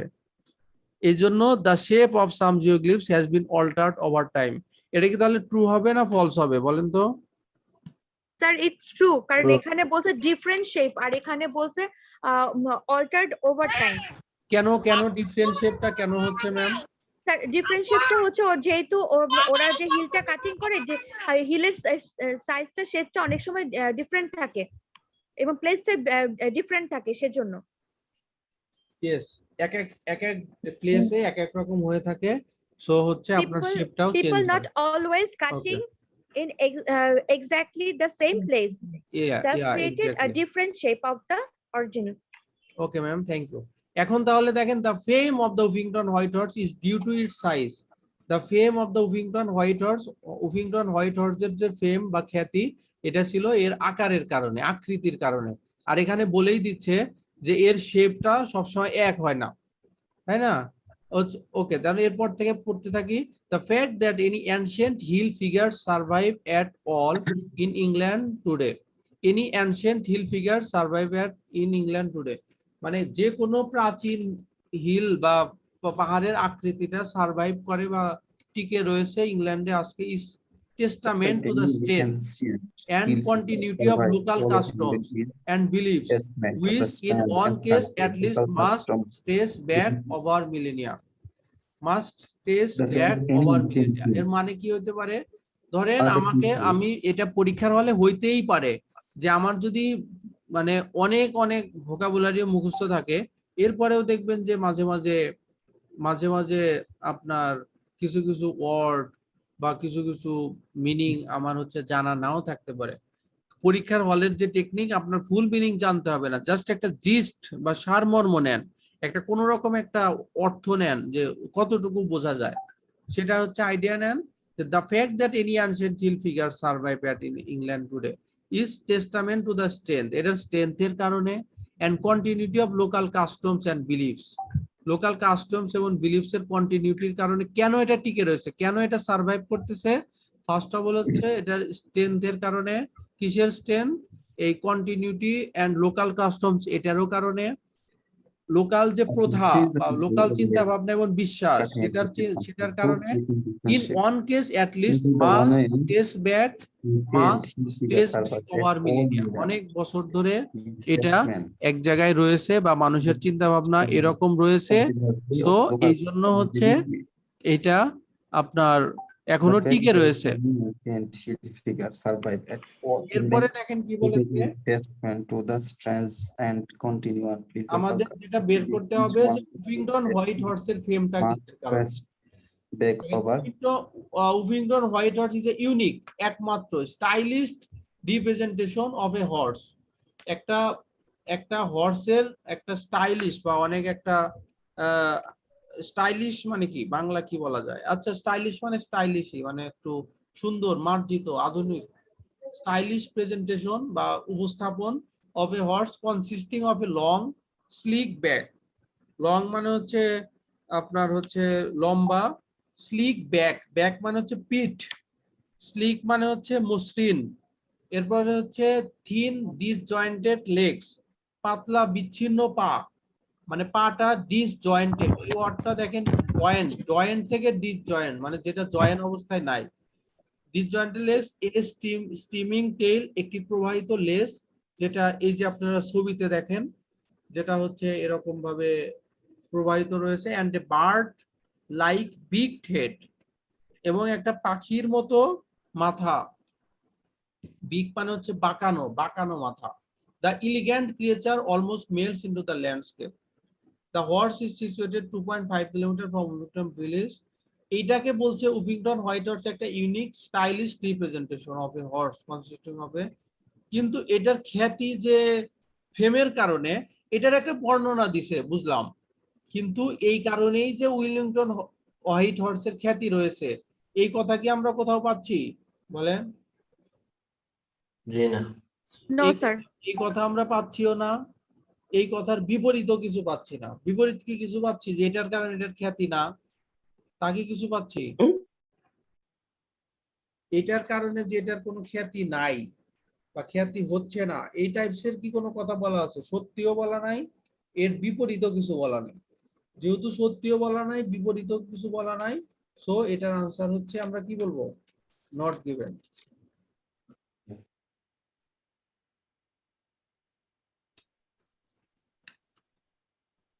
ঠিক আছে, দেখেন এটার যে খ্যাতি রয়েছে উফিংটন হোয়াইট হর্সের খ্যাতি, এটা যে সাইজের কারণে এই কথাটা ডিরেক্ট কোথাও বলা নাই এবং এর বিপরীত ধর্মীয় কোনো কথা বলা নাই।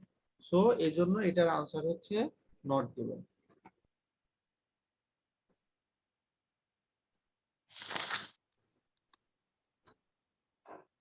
বলেন তো কারো কোনো কোশ্চেন আছে কিনা, বা বিপরীত কোনো আপনি ট্রু দিয়েছেন, কোন চিন্তায় ট্রু দিয়েছেন একটু শেয়ার করেন, বা ফলস দিয়েছেন কোন চিন্তায় ফলস দিয়েছেন, বা আপনার লজিকটা কি একটু বলেন।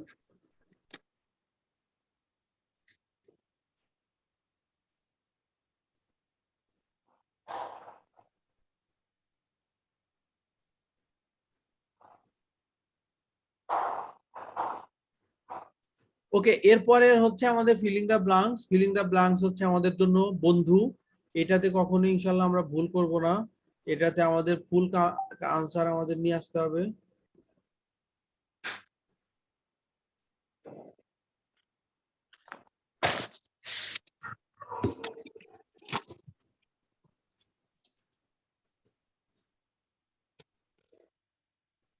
ওকে, তাহলে আমরা সবাই দেখি।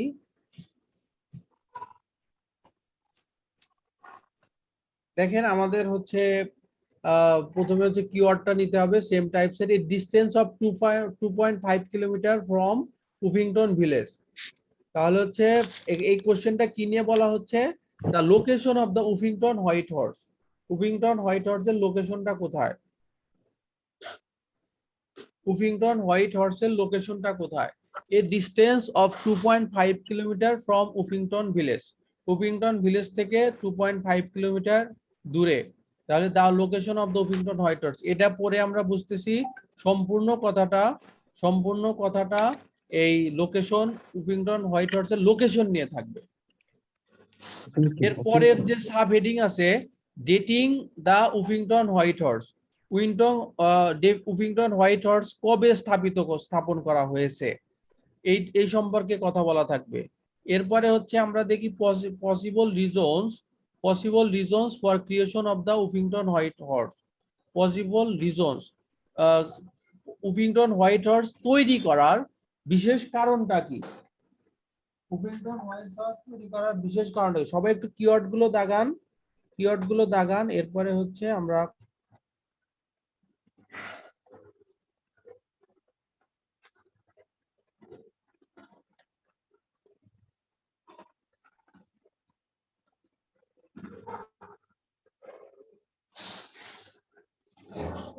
সবাই একটু এই কিওয়ার্ড গুলো দাগান। যেমন হচ্ছে এখানে 2.5 কিলোমিটার, মানে এর আনসারটা 2.5 কিলোমিটার আগে পরেই থাকবে। এরপরে এটা আছে 1070, এটা 1070 এর আগে পরেই থাকবে। সো এখানে একটু রিডিং করেন আর কিওয়ার্ড গুলো দাগান।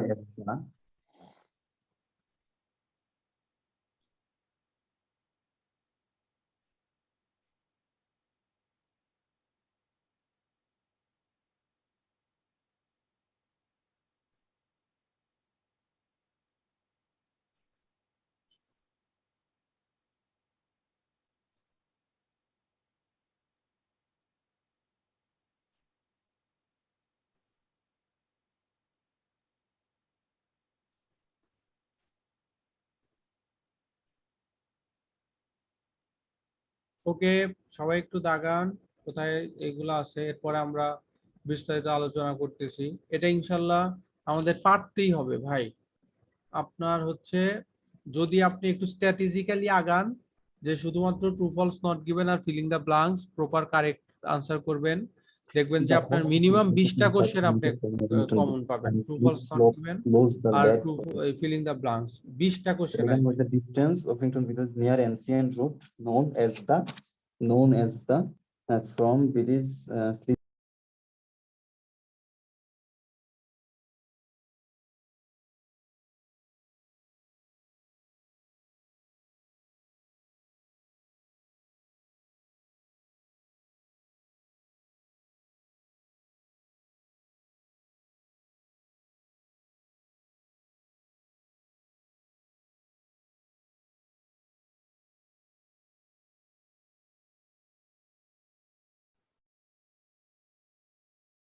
ওকে, সবাই একটু কিওয়ার্ড দাগান আর একটু ট্রাই করেন।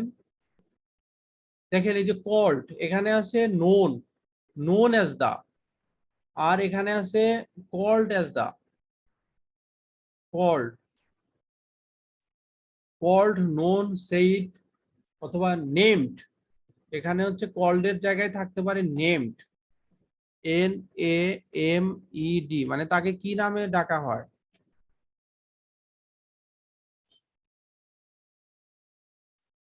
অথবা হচ্ছে সেইড।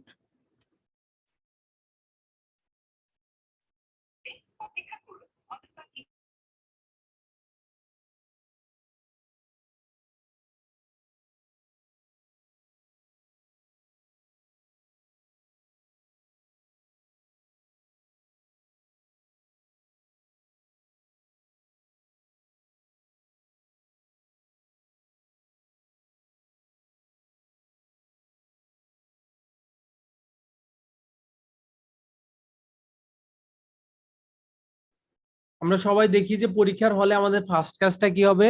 ফার্স্ট কাজটা হবে হচ্ছে এই সাব হেডিংস গুলো নেওয়া। সাব হেডিংস গুলো নিলে আমি বুঝতে পারবো যে আচ্ছা এখানে শুধুমাত্র লোকেশন নিয়ে প্যাসেজের কোথায় বলা আছে ওটা আমাকে খুঁজতে হবে।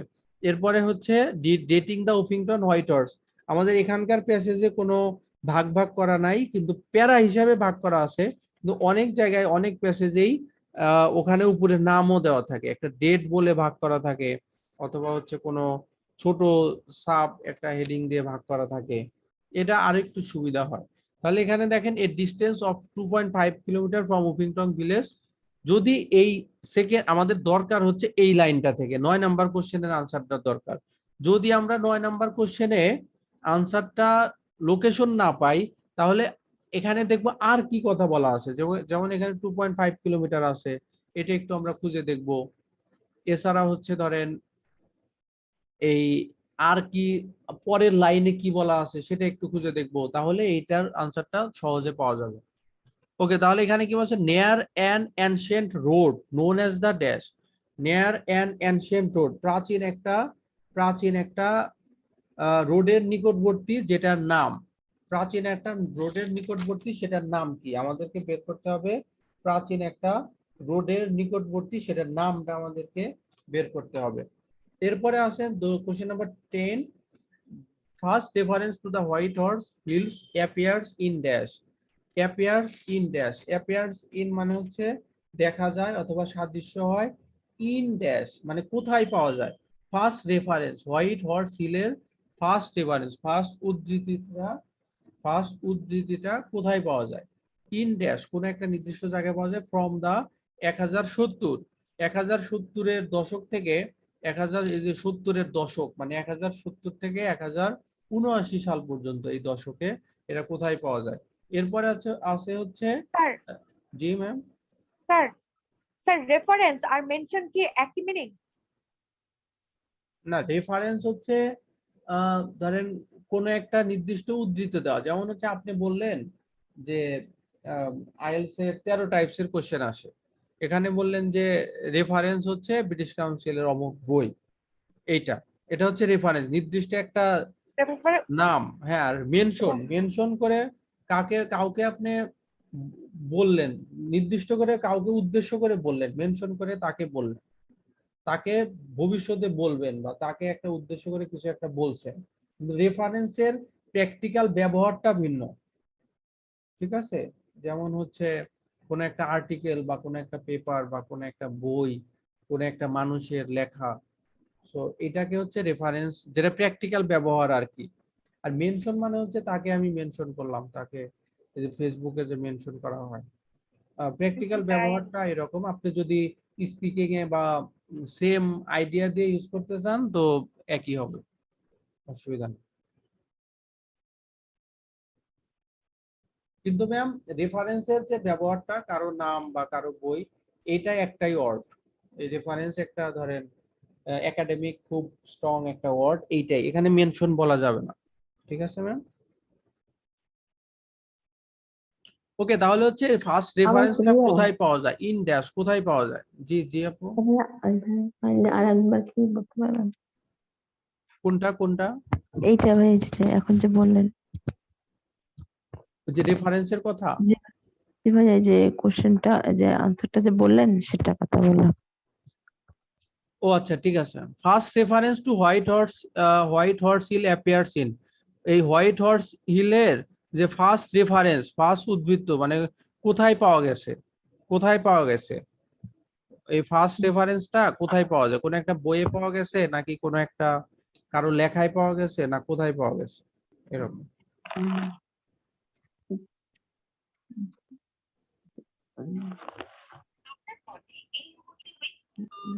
ওকে, এরপরে দেখেন horses shown on coins from the period 100 BCE, 1 BCE আর similar in appearance according to analysis of the surrounding dash. According to analysis of the surrounding dash, surrounding মানে বিস্তৃত বা আশেপাশের বা পরিবেশ, মানে পরিবেষ্টিত। সারাউন্ডিং পরিবেষ্টিত একটা ভালো ওয়ার্ড, আমাদের ভালো ওয়ার্ডের কোনো দরকার নাই, রিডিং এ কোনো রকম মিনিং বুঝলেই হবে। সারাউন্ডিং মানে আশেপাশে। অ্যাকর্ডিং টু অ্যানালাইসিস মানে হচ্ছে আমাদের বিশ্লেষণে, সারাউন্ডিং কোনো কিছুর একটা বিশ্লেষণে, the horse is late Bronze Age, the horse is late Bronze Age, কোনো একটা কিছুর আপনার অ্যানালাইসিস করে পেয়েছে যে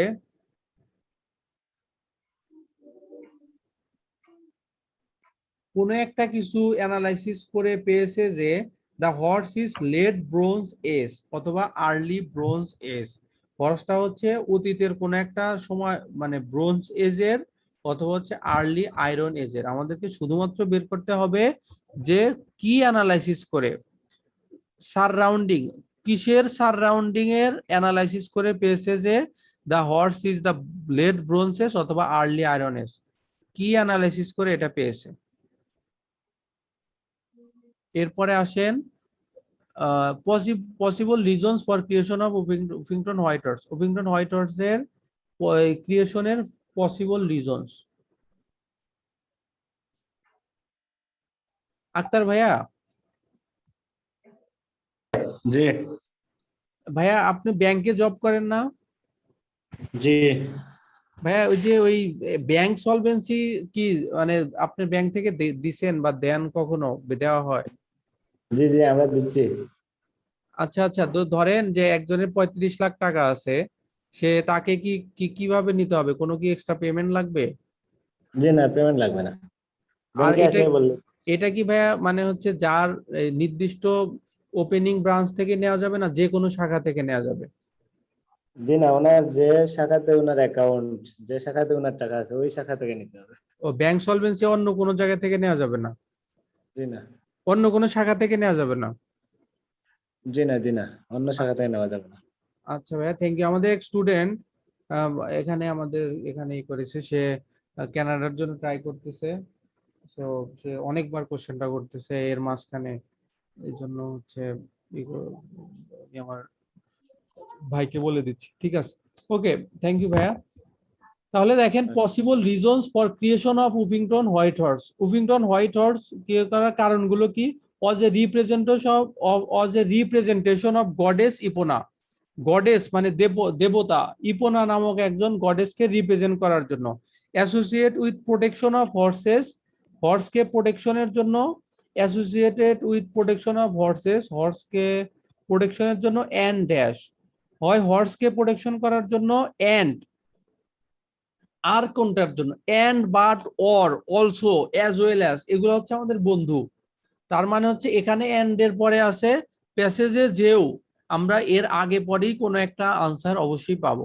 তাহলে এই ওপিংটন হোয়াইট হাউসটা কেন তৈরি করা হয়েছে, সম্ভাব্য কারণগুলো কি কি হইতে পারে? তার মধ্যে একটা সম্ভাব্য কারণ হচ্ছে was a representation of goddess Epona, ইপোনাকে রিপ্রেজেন্ট করার জন্য। আর হচ্ছে এটা associated with protection of horses, হর্সকে প্রোটেকশন করার জন্য। এবং এবং এর পরে কি আছে সেটা আমাদেরকে বের করতে হবে। এরপরে হচ্ছে অজ a representation of Welsh goddess, এখানে হচ্ছে গডেস ইপোনাকে, আর একটা হচ্ছে উইশ নামক আর একটা গডেস। যেখানেই দেখবেন প্রথম লেটারটা ক্যাপিটাল, সেটার আর মিনিং বের করার ট্রাই করবেন না। যেখানে দেখবেন প্রথম অর্থটা ক্যাপিটাল, এখানে প্রথম অর্থ হচ্ছে ডব্লিউ, ডব্লিউ হচ্ছে capital. So as a representation of a Welsh goddess called, তাহলে উইশ গডেসকে কি নামে ডাকা হয়? As a representation of Welsh goddess, এই উইশ গডেসকে উইশ আর কল্ড, যেটাকে ডাকা হয়ে থাকে, যেটাকে ডাকা হয়ে থাকে। ওই যে আমরা এর আগে দেখলাম যে হচ্ছে প্লেসিং, প্লেসিং হোয়াইট চক, মানে হুইস, হু প্লেস যখন সাবজেক্ট হিসাবে কোনো কাজটা করে মানে অ্যাক্টিভ থাকে, তখন হচ্ছে ভার্বের সাথে আইএনজি হয়। আর যখন সেটা প্যাসিভ হয়, যেমন নাম কি এই গডেস তো আর ডাকে না, গডেসটাকেই ডাকা হয়ে থাকে, প্যাসিভ, এজন্য ভার্বের পাস্ট পার্টিসিপল হয়েছে। আর যদি গডেস যদি নিজেই ডাকতো, তাহলে যে গডেস এখানে শুধুমাত্র থাকতো কলিং। গ্রামারটা কি ক্লিয়ার না আবার বলবো?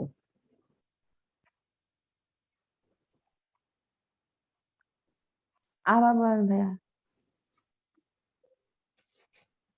ওকে ম্যাম, থ্যাংক ইউ। যদি আগের সাবজেক্ট আমি আরো আরো দুই একটা উদাহরণ দিয়ে বোঝাই, যেমন হচ্ছে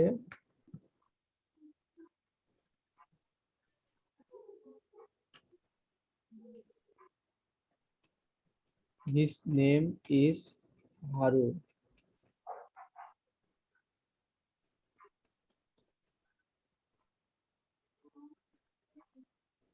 his name is Harun, তার নাম হারুন।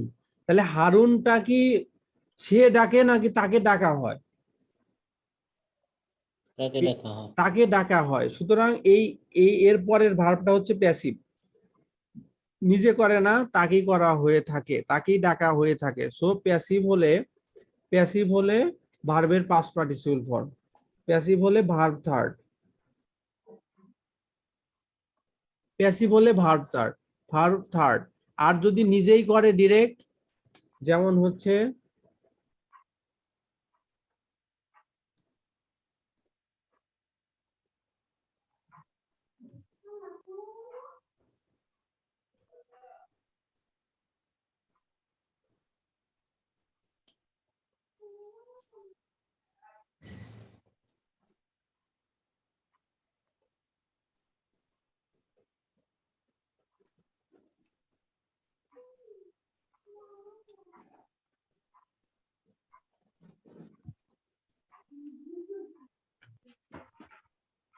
ওকে, সবাই একটু কোশ্চেনের আনসার গুলো করেন, just a minute please.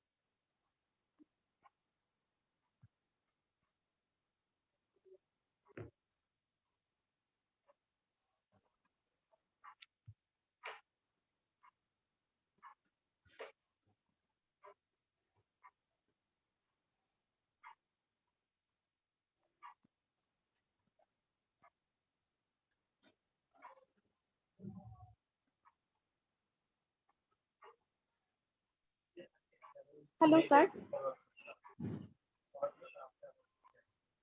Hello, sir.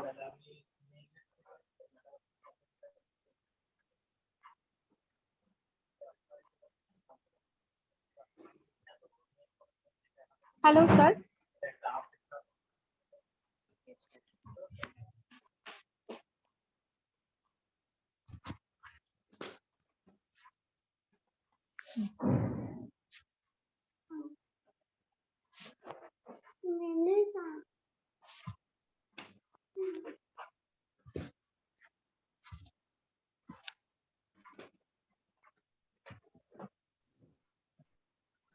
ওকে, তাহলে আমরা একটু সলভ করি সবাই একসাথে। যেটা বলতেছিলাম যে যদি হচ্ছে যে সাবজেক্টটা থাকবে সে যদি নিজেই কাজ করে তাহলে পরের ভার্বের সাথে আইএনজি হয়। আর যদি সে নিজে না করে ওই ওই ওই জিনিসটাকেই করা হয়ে থাকে বা অন্যভাবে প্যাসিভ হয়ে থাকে তাহলে হচ্ছে ভার্ব থার্ড হয়। এখানে যেমন ভার্ব থার্ড হয়েছে, আর এখানে যেমন হচ্ছে আমরা এর একটু আগে দেখেছি যে আপনার এই যে geoglyphs were created by people who place, মানে পিপলরা নিজেই প্লেস করে থাকে, এই জন্য হচ্ছে প্লেসিং। এই যে আপনি দেখবেন বইয়ে দেখেন শুধুমাত্র প্লেসিং ওয়ার্ডটা আছে। Geoglyphs were created by people, geoglyphs were created by people placing white chalk. Geoglyphs were created by people placing white chalk on the hillside. Placing white chalk on the hillside, তার মানে হচ্ছে people নিজেই যেহেতু place করে এই জন্য ভার্বের সাথে আইএনজি হয়েছে। আর যদি পিপল নিজে প্লেস না করে পিপলদেরকে দিয়েই কোনো কাজ করা হতো তাহলে হচ্ছে প্যাসিভ হতো। যেমন পিপল আর ফেয়ার্ড হচ্ছে ফেয়ার্ড বাই ঘোস্ট, ভূতের দ্বারা কোনো ভয়। জাস্ট এক্সাম্পল, যে পিপলের পরে ফেয়ার্ড বাই ঘোস্ট, তার মানে হচ্ছে তখন হয়তো ভার্বের পাস্ট পার্টিসিপাল ফর্ম। ঠিক আছে, ওকে, আমরা এইগুলা নিয়ে পরে আবার ডিসকাস করব। এখন যেটা বললাম এটা তো বুঝতে পারছেন না আশা ম্যাম? এই যে কখন ভার্বের সাথে আইএনজি হবে আর কখন প্যাসিভ হবে।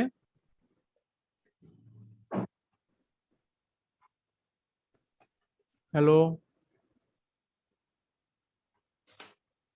জি ভাইয়া, জি জি ম্যাডাম, বুঝতে পারছেন কি? জি ভাইয়া, যেমন হচ্ছে এখানে বলা আছে নেয়ার জি অ্যান ভাইয়া, অ্যানশিয়েন্ট রোড, নেয়ার অ্যান হ্যাঁ ভাইয়া অ্যানশিয়েন্ট রোড। বুঝছি ভাইয়া, ওকে জি ওকে ম্যাম, ভাইয়া, ওকে হ্যালো, ম্যাম, জি জি ঠিক আছে ম্যাম, হ্যালো ভাইয়া, জি জি শুনতে পাচ্ছি, বুঝছি, জি ভাইয়া, জি, ঠিক আছে ম্যাম। যেমন এখানে বলা আছে নেয়ারার অ্যানশিয়েন্ট রোড, প্রাচীন কোন একটা road, known as the dash, যেটার নাম হয় বা যেটাকে নামকরণ হয়ে থাকে বা যেটার পরিচিতকরণ, nearer ancient road known as the dash, মানে প্রাচীন কোন একটা রোড যেটার নাম বা যেটার নামে পরিচিত। তাহলে হচ্ছে আমরা দেখি সেটা কি নামে পরিচিত, এ ডিস্টেন্স অফ 2.5 কিলোমিটার, আর হচ্ছে nearer ancient road known as the dash. তাহলে 2.5 কিলোমিটারের আশেপাশেই থাকবে এটা, যেটাকে কি নামে ডাকা হয়, যে লুফিংটন হোয়াইট হাউসের পাশে যেটা 2.5 কিলোমিটার দূরে, সেটার নামটা কি? এই যে দেখেন আমরা 2.5 আমাদের চোখে ভাসতেছে, the horse is situated 2.5 kilometre from Uffington village. তাহলে হচ্ছে 2.5 কিলোমিটার দূরে উফিংটন ভিলেজ থেকে, on steep slope close to the late bronzes. ভাই আমাদের আর কিচ্ছু জানার দরকার নাই, শুধুমাত্র অ্যানশিয়েন্ট রোডের নামটা কি সেটা আমরা বের করব। Got my point? আমাদের কি এত আইডিয়া জানার কোনো দরকার আছে, কোনো ইনফরমেশনের দরকার আছে? শুধুমাত্র এই প্রাচীন শহরের নামটা কি সেটা আমাদের দরকার। The horse is situated 2.5 kilometers from Uffington yes, village yes, on a steep slope close to the late Bronze Age hill fort of Uffington yeah. Castle, and below the Ridgeway, a long distance Neolithic track. Track মানে কি? রাস্তা। Track মানে কি? রাস্তা। আর a near an ancient road, প্রাচীন একটা road, আপনার এই যে Bronze Age hill fort of Willington Castle. Bronze Age, late bronze Age মানে হচ্ছে অনেক, ধরেন আগের যে লেট ব্রোঞ্জ এজ বা হচ্ছে অনেক অনেক আগের যে লেট ব্রোঞ্জ এজের সময় আপনার যে রাস্তাটা অন স্টিপ স্লপ মানে হচ্ছে খারাপ বাঁকানো একটা রাস্তায়, সেটা হচ্ছে 2.5 কিলোমিটার দূরে, ব্রোঞ্জ যুগের শেষের দিকে। এই যে এখানে যেটা আছে ব্রোঞ্জ যুগের শেষের দিকে, লেট ব্রোঞ্জ এজ মানে হচ্ছে ব্রোঞ্জ যুগের শেষের দিকে, খাড়া ঢাল, এবং হচ্ছে বিলো দ্য রিজওয়ে, রিজওয়ের নিচে অবস্থিত, এবং রিজওয়ের নিচে মানে হচ্ছে একটা জায়গা উপরে অবস্থিত আর একটা জায়গা নিচে।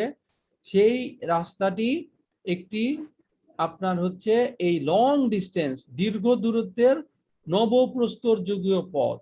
তার মানে এটা তো হচ্ছে পথের নাম, নবপ্রস্তর যুগীয় পথ। আমাদেরকে বের করতে হবে অ্যানশিয়েন্ট রোডের নামটা কি, অ্যানশিয়েন্ট রোডের নামটা কি। আমি জানি এখানে আনসারটা কি কিভাবে আসছে, বাট পরীক্ষার হলে আমাদের থিঙ্কিংটা যেভাবে হয়, পরীক্ষার হলে ডিরেক্ট আমাদের ওয়ার্ডটা আনসারটা মাথায় আসে না, এই জন্য আমি এইভাবে বলতেছি।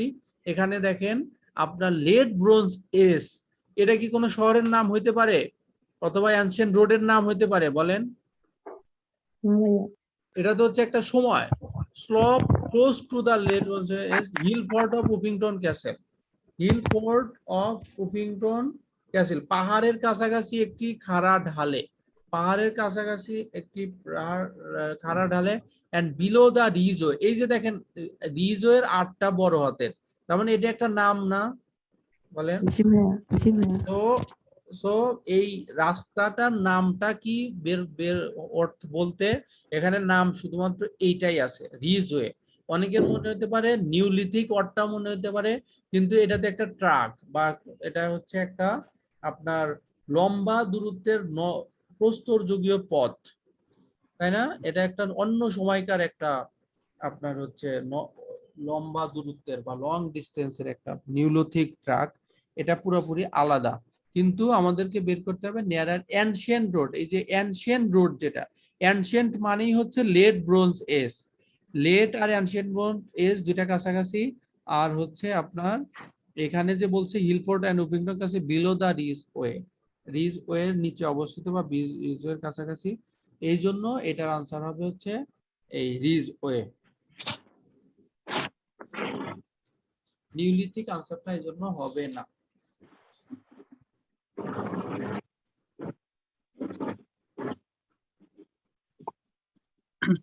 ঠিক আছে? মোট কথা এখানে একটু কনফিউশন থাকতে পারে, কারণ এখানে ধরেন অর্থটা আমরা ঠিকভাবে, এই যে স্টিভ স্লপ, যেটা আমরা এই ওয়ার্ডগুলোর সাথে পরিচিত না, স্টিভ স্লপ মানে খাড়া ঢালে, এবং হচ্ছে যে late bronze age, C 17th century BCE, hill fort of Uffington castle, এই ওয়ার্ডগুলোর সাথে আমরা ওইভাবে পরিচিত না, এই জন্য কঠিন মনে হতে পারে। কিন্তু আপনি একটু চিন্তা করে দেখেন, রিজওয়ে এইটাই হচ্ছে আপনার একমাত্র ওয়ার্ড, রিজওয়ে যেটা হচ্ছে একটা নাম।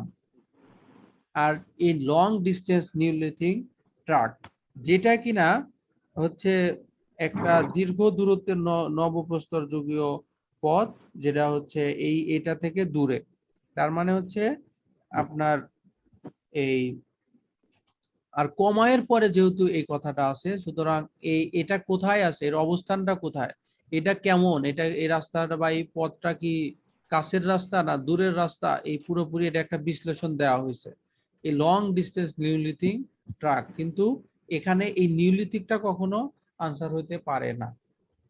যেমন হচ্ছে আপনি একটা বর্ণনা দিলেন যে ঢাকায় যে বিগ সিটি, তারপরে হচ্ছে আরো নানান কথা বললেন, বলে কমার পরে দিয়ে বললেন যে it is not liked by me, এটা আমার দ্বারা পছন্দ না, অথবা হচ্ছে ঢাকা শহরের যে গ্যাঞ্জাম যানজট এগুলাকে আমি পছন্দ করি না, তাহলে it is not liked by me.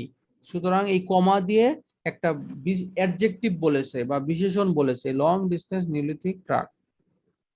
ওকে, এরপরে হচ্ছে দেখেন আমাদের 10 number question, first reference to white horse hills appears in dash. First রেফারেন্সটা কোথায় পাওয়া যায়, আমাদেরকে শুধুমাত্র বের করতে হবে যে এটা কোথায় পাওয়া গিয়েছিল, রেফারেন্স ওয়ার্ডটা কোথায় আছে, রেফারেন্স ওয়ার্ডটা কোথায় আছে এবং এটা কোথায় পাওয়া গিয়েছিল। সবাই একটু দেখেন তো রেফারেন্স ওয়ার্ডটা কোথায় আছে এবং এটা কোথায় পাওয়া গিয়েছিল।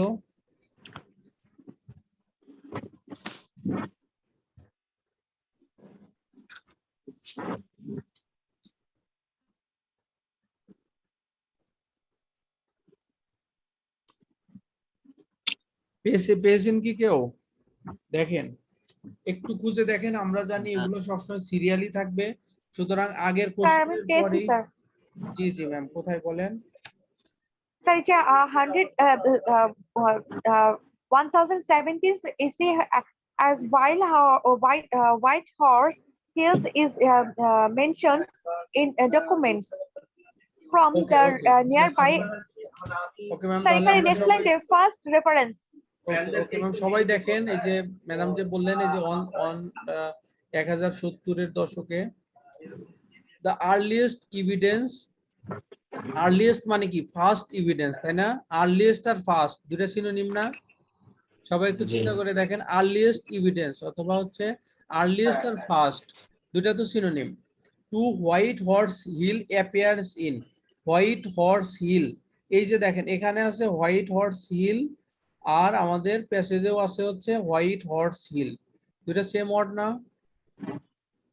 দুটো same word. Is mention, is mention মানে যেটাকে হচ্ছে মেনশন করা হয়েছে, মেনশন করা হয়েছে, মেনশন করা হয়েছে, কোথায় মেনশন করা হয়েছে, মেনশন করা হয়েছে, কোথায় মেনশন করা হয়েছে, ইন কোথায় ডকুমেন্ট। উল্লেখ করা হয়েছে, এখানে আছে হচ্ছে In ইন document. ডকুমেন্টস। আচ্ছা, আমি প্রথম দিককার একটা ক্লাসে বলেছিলাম যে যদি ফিলিং দা ব্ল্যাঙ্কস এর আগে কোনো প্রিপোজিশন থাকে, মোস্ট প্রবাবলি আনসারের ওয়ার্ডটার আগেও সেম প্রিপোজিশন থাকবে, সেম প্রিপোজিশন না থাকলে অন্য কোনো একটা প্রিপোজিশন থাকবে। মনে আছে কি এই কথাটা? মনে আছে কি?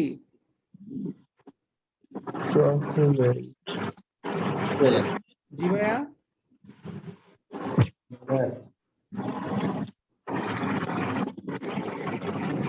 ওকে, তাহলে হচ্ছে দেখেন এখানে আছে হচ্ছে অ্যাপিয়ার্স ইন, যেটাকে হচ্ছে দেখা যায়, পাওয়া যায়, সাদৃশ্য হয়, অ্যাপিয়ার্স ইন মানে সাদৃশ্য হওয়া। দেখেন আমাদের এই আমরা বাংলা ভাষায় মানে অনেক ওয়ার্ড আছে এক একটা এক এক জায়গায় ব্যবহার করি, এক একটা এক এক জায়গায় ব্যবহার করি, কিন্তু ইংলিশের ক্ষেত্রে সকল সিনোনিম আমাদের রিডিং এর ক্ষেত্রে একই অর্থে ব্যবহৃত হয়ে থাকে। যেমন এখানে অ্যাপিয়ার্স ইন আর হচ্ছে মেনশন। অ্যাপিয়ার্স ইন মানে সাদৃশ্য হয়, সাদৃশ্য হওয়া, দেখতে একই রকম হওয়া বা আবির্ভূত হওয়া। আর এখানে হচ্ছে মেনশন, ইজ মেনশন যেটাকে পাওয়া গিয়েছে অথবা দেখানো হয়েছে, প্যাসিভে আছে। ইন ডকুমেন্টস কোথায় পাওয়া গেছে? ডকুমেন্টসে। এখানে হবে ইন এর পরে যে ওয়ার্ডটা আছে সেটাই আমাদের আনসার হবে, ডকুমেন্টস। ওকে, হ্যাঁ। দেখেন তো কারো কোনো বুঝতে সমস্যা আছে কিনা।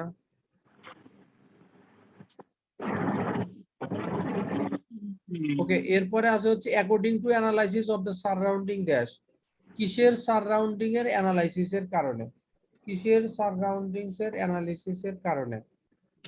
ওকে, তাহলে কিসের surrounding? According to the analysis of the surrounding dash, কিসের সারাউন্ডিং এর অ্যানালিসিসের অনুসারে। The horse is late bronze Age, the horse is late bronze Age অথবা আর্লি ব্রোঞ্জ। আমাদেরকে শুধুমাত্র বের করতে হবে যে কোন অ্যানালাইসিস অনুসারে, সারাউন্ডিং ড্যাশ কিসের সারাউন্ডিং এর অ্যানালাইসিস অনুসারে, এটা হচ্ছে শুধুমাত্র আমাদেরকে বের করতে হবে। আমরা জানি এটা সবসময় সিরিয়ালি থাকে। সো আমরা দেখি যে এই অ্যানালাইসিস অর্ডটা কোথায় আছে, অ্যানালাইসিস অর্ডটা কোথায় আছে। আর সবসময় মনে রাখবেন যে অ্যানালাইসিস অর্ডটা যে থাকবে না এটা খুবই স্বাভাবিক। এটার হচ্ছে কোনো একটা সিনোনিম থাকতে পারে অথবা হচ্ছে এটার কোনো প্যারাফ্রেজ করা থাকতে পারে, বাট গবেষণা করে পাওয়া গিয়েছে এই টাইপসের কোনো একটা ওয়ার্ড অবশ্যই থাকবে। স্যার টেস্টিং আর অ্যানালাইজিং কি সেম মিনিং? হ্যাঁ হ্যাঁ ম্যাম, অ্যানালাইসিস করেই তো হচ্ছে টেস্ট করা হয়, তাই না? গবেষণা করা, টেস্ট করা। অ্যানালাইসিস মানে বিশ্লেষণ করা, টেস্ট মানে পরীক্ষা স্যার। করা। দুইটা হচ্ছে দেখেন, স্যার। ওই যে একটু আগে যেটা বললাম ম্যাডাম, যে বাংলা ভাষায় আমরা হচ্ছে ভিন্ন ভিন্ন ওয়ার্ড বলি, যে অ্যানালাইসিস মানে বিশ্লেষণ করা আর টেস্ট মানে পরীক্ষা করা। আমরা কি টেস্ট মানে কখনো বলি বিশ্লেষণ করা? No sir. কিন্তু এই রিডিং এর ক্ষেত্রে কাছাকাছি বা একই অর্থে ব্যবহৃত হয়ে থাকে। ওকে, স্যার হাউএভার ইন অ্যানসারটা যেমন টেস্ট। জি স্যার। জি জি জি, টেস্টিং আছে আর কি। তাহলে however in 1995 optically stimulated luminescence testing was carried out, মানে হচ্ছে এখানে টেস্টিং was carried out। আমাদেরকে শুধুমাত্র বের করতে হবে যে কিসের উপর ভিত্তি করে, কোনটা অনুসারে অ্যানালাইসিসটা করা হয়েছে, কি অনুসারে অ্যানালাইসিসটা করা হয়েছে। In 1995 optically stimulated luminescence testing was carried out by the Oxford Archaeological Unit on soil, on soil. Soil মানে কি? মাটি। তাহলে হচ্ছে অক্সফোর্ড আর্চিওলজি বা আর্কিওলজি, এটা মানে হচ্ছে প্রত্নতত্ত্ববিদ, আর্চিওলজিস্ট। জাহাঙ্গীরনগর ইউনিভার্সিটিতে সাবজেক্টটা আছে, অন্য অন্য জায়গায় আছে না, আমার জানা মতে ঢাকা ইউনিভার্সিটিতে নাই। মানে হচ্ছে যারা অতীত নিয়ে যারা গবেষণা করে, যেমন ধরেন বগুড়ার মহস্থানগড়ে কি আছে বা সেখানে মাটির নিচে কি কি পাওয়া যাইতে পারে, এগুলো অতীত নিয়ে যারা গবেষণা করে তাদেরকে বলা হয় আর্চিওলজিস্ট বা আর্কিওলজিস্ট, প্রত্নতত্ত্ববিদ। Testing was carried out by the Oxford unit on soil. দেখেন, যাদের দ্বারাই হোক, কিন্তু ক্যারিড আউটটা হয়েছে কিসের উপর বলেন তো? ক্যারিড আউটটা হয়েছে কিসের উপর? সয়েলের। Carried out on soil. তাহলে মাটি নিয়ে, অন সোয়েল মাটি নিয়ে এই গবেষণা করা হয়েছে, এই কথাটা বলা আছে না? Carried out on soil from two of the lower layers of the horse's body and from another cut from the base. The result was a date for the horse's construction somewhere between 1400 and 600 আপনার BCE। তার মানে হচ্ছে আমাদের এত কথার কোনো দরকার নাই, শুধুমাত্র বের করতে হবে যে কি অনুসারে অ্যানালাইসিসটা হয়েছিল। আমরা দেখতে পাচ্ছি যে অ্যানালাইসিসটা হয়েছিল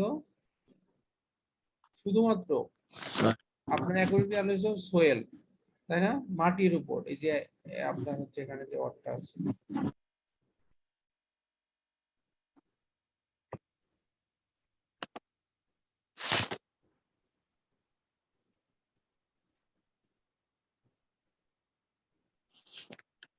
ওকে। তাহলে আমাদের আনসারটা হবে হচ্ছে সয়েল অনুসারে বা মাটি অনুসারে এই কথাগুলো বলা হয়েছে বা এটা পরীক্ষা নিরীক্ষা করা হয়েছে। দেখেন তো এটা বুঝতে কারো সমস্যা হচ্ছে কিনা। এখানে সরাসরি বলাই আছে ক্যারিড আউট অন সোয়েল আর অ্যাকর্ডিং টু দা সোয়েল। কি ফলাফল আসছে সেটা হচ্ছে আমাদের দরকার নাই, এটা ওরাই বলুক। আমাদের শুধুমাত্র বের করতে হবে যে কিসের উপর নির্ভর করে এই পরীক্ষাটা হয়েছে। ওকে, এরপরে দেখেন আমাদের possible reasons for creation of the Uffington horse house, এটার কারণটা কি? Was a representation of a Welsh goddess called, Welsh গডেসটাকে কি নামে ডাকা হয়? উইশ গডেসটাকে কি নামে ডাকা হয়? ওয়াজ a representation of Welsh goddess. সবাই একটু দেখেন তো উইশ গডেস এই ওয়ার্ডটা কোথায় আছে? উইশ গডেস আমরা জানি এটা সবসময় সিরিয়ালি থাকবে। সো দেখেন উইশ গডেস ওয়ার্ডটা কোথায় আছে?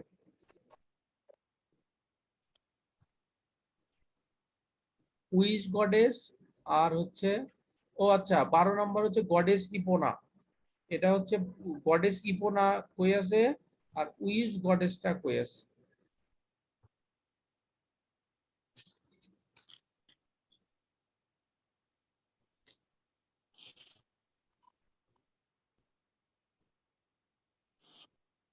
দেখেন এই যে আমাদের স্টার চিহ্ন দেওয়া, এখানে আছে গডেস ইপোনা।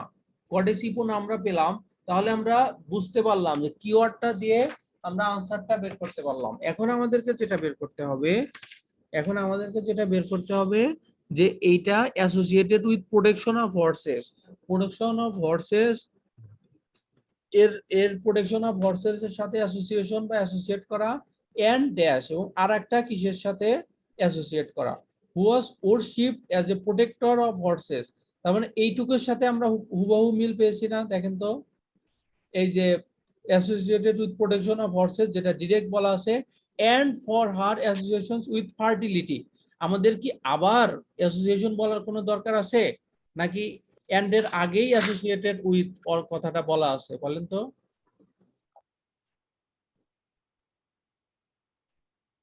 সবাই একটু রেসপন্স করেন কাইন্ডলি, এবং বই দেখেন, দেখে একটু এখনই বোঝার ট্রাই করেন।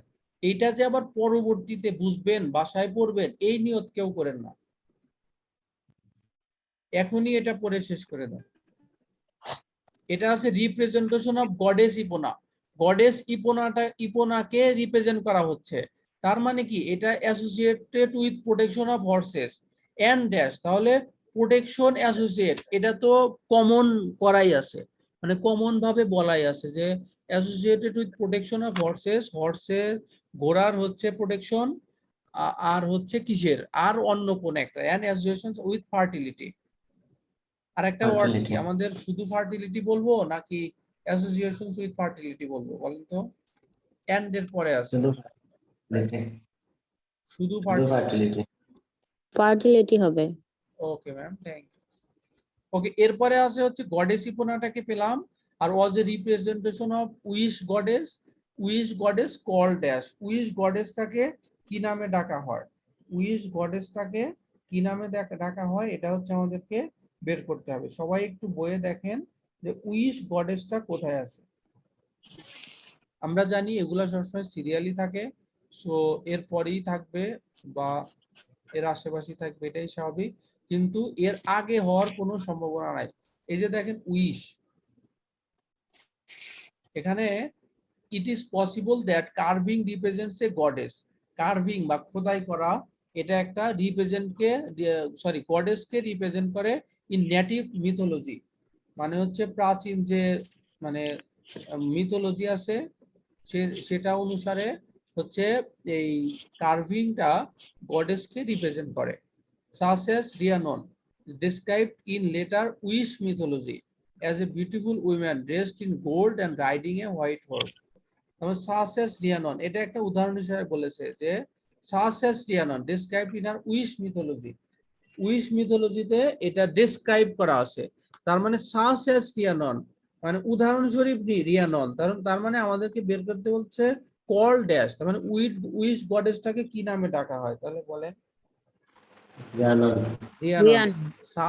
রিয়ানন বলাই আছে। আচ্ছা ধরেন আমার ভাই সহজ সরল কথা, আমি আপনাদের মতো স্টুডেন্টের থিঙ্কিং থেকে বলতেছি যে ধরেন আমরা যখন এটা একদম প্রথম দেখলাম পরীক্ষায়, আপনি ধরেন পরীক্ষার হলে দেখছেন এখানে ভাই ডাকা হয় বা কল জাতীয় আর একটা ওয়ার্ডও আপনি পাবেন না যেটা নামে ডাকা হয়। এখানে তো উইশ মেথোলজি এখানে বলাই আছে, সো উইশ নামে তো ডাকা হবে না, এটাই স্বাভাবিক। সো আপনি দেখেন সাসেস রিয়ানন, আপনি ধরেন বুঝতেছেন না, বাট একেবারে যে বুঝতেছেন না তা তো না, কিছু কিছু তো বুঝতেছেন। সো কিছু কিছু বোঝা অর্থে এই সাসেস রিয়ানন অর্থটা পারফেক্ট হয় বা খাপ খায়। ঠিক আছে? জি। সো এখানে অর্থ হবে রিয়ানন।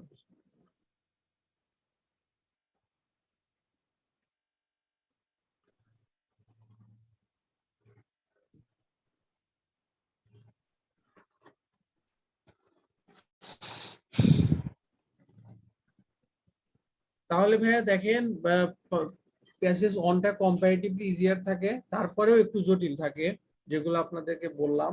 যেমন হচ্ছে এখানে এখানে যে কিছু কিছু ছিল, যে রিজো এটা কঠিন ছিল। তারপরে হচ্ছে filling true false not given এর যেটা হচ্ছে প্লেসিং, এটা বেশিরভাগ স্টুডেন্ট প্রায় 95% স্টুডেন্ট এটা ভুল করে। প্লেসিং হোয়াইট চক, এই কারণ আর্কিটেক্টের এই কঠিন ব্যাপারগুলো আমাদের ওইভাবে আমরা মাথায় থাকে না, বা এগুলো সম্পর্কে আমরা সবাই পরিচিত না, এজন্য আমরা এগুলো ভুল করে থাকি। সো এছাড়াও হচ্ছে কিছু কিছু জিনিস একটু ঘুরে ফিরে থাকবে, এটাই স্বাভাবিক, বাট কম্পারেটিভলি প্যাসেজ অনটা সহজ হয়ে থাকে। সো মেক শিওর যে প্যাসেজ অনের জন্য আপনার বিন্দুমাত্র ভুল না হয় ইনশাআল্লাহ। আর এইভাবে প্র্যাকটিস করতে থাকেন, আশা করি হচ্ছে প্যাসেজ 2ও পারবেন, প্যাসেজ 3ও পারবেন। আর ভাই দিন শেষে একটাই কথা, যে 5-7টা ভুল যাবেই বা হচ্ছে কঠিন একটু থাকবেই। যাদের টার্গেট মিডিয়াম লেভেল, যাদের টার্গেট 8-9, আমি তাদের জন্য না, কারণ ওইটুকু আপনাকে 100% প্র্যাকটিস করেই আগাইতে হবে। আর বাকি 6, 6.5, 7, 10 টুনে কিভাবে 7 পাওয়া যায় সেই কথাগুলো আমি বলতেছি। আর 8 পাওয়ার জন্য নিশ্চিতভাবে আপনাকে ব্যাপক প্র্যাকটিস করতে হবে, ওইটা আপনার হাতে, ওটা আপনি প্র্যাকটিস করে করে অবশ্যই ওই পর্যন্ত যেতে হবে। আর বেসিক কথাগুলো আমি এভাবে বলতেছি, ইনশাল্লাহ প্র্যাকটিস করলে আপনারাও ভালো করতে পারবেন। ভাই আমার একটা কথা ছিল, জি ভাইয়া বলেন। আমরা মূলত যে একটা ব্যাপারে প্রবলেম ফেস করতেছি, ব্যাপারটা অন্যদের ব্যাপার জানি না, ব্যক্তিগতভাবে আমি মনে করি যে প্রবলেমটা ফেস করতেছি সেটা হচ্ছে যে মিনিং বোঝা এবং ওয়ার্ড মিনিং বোঝা।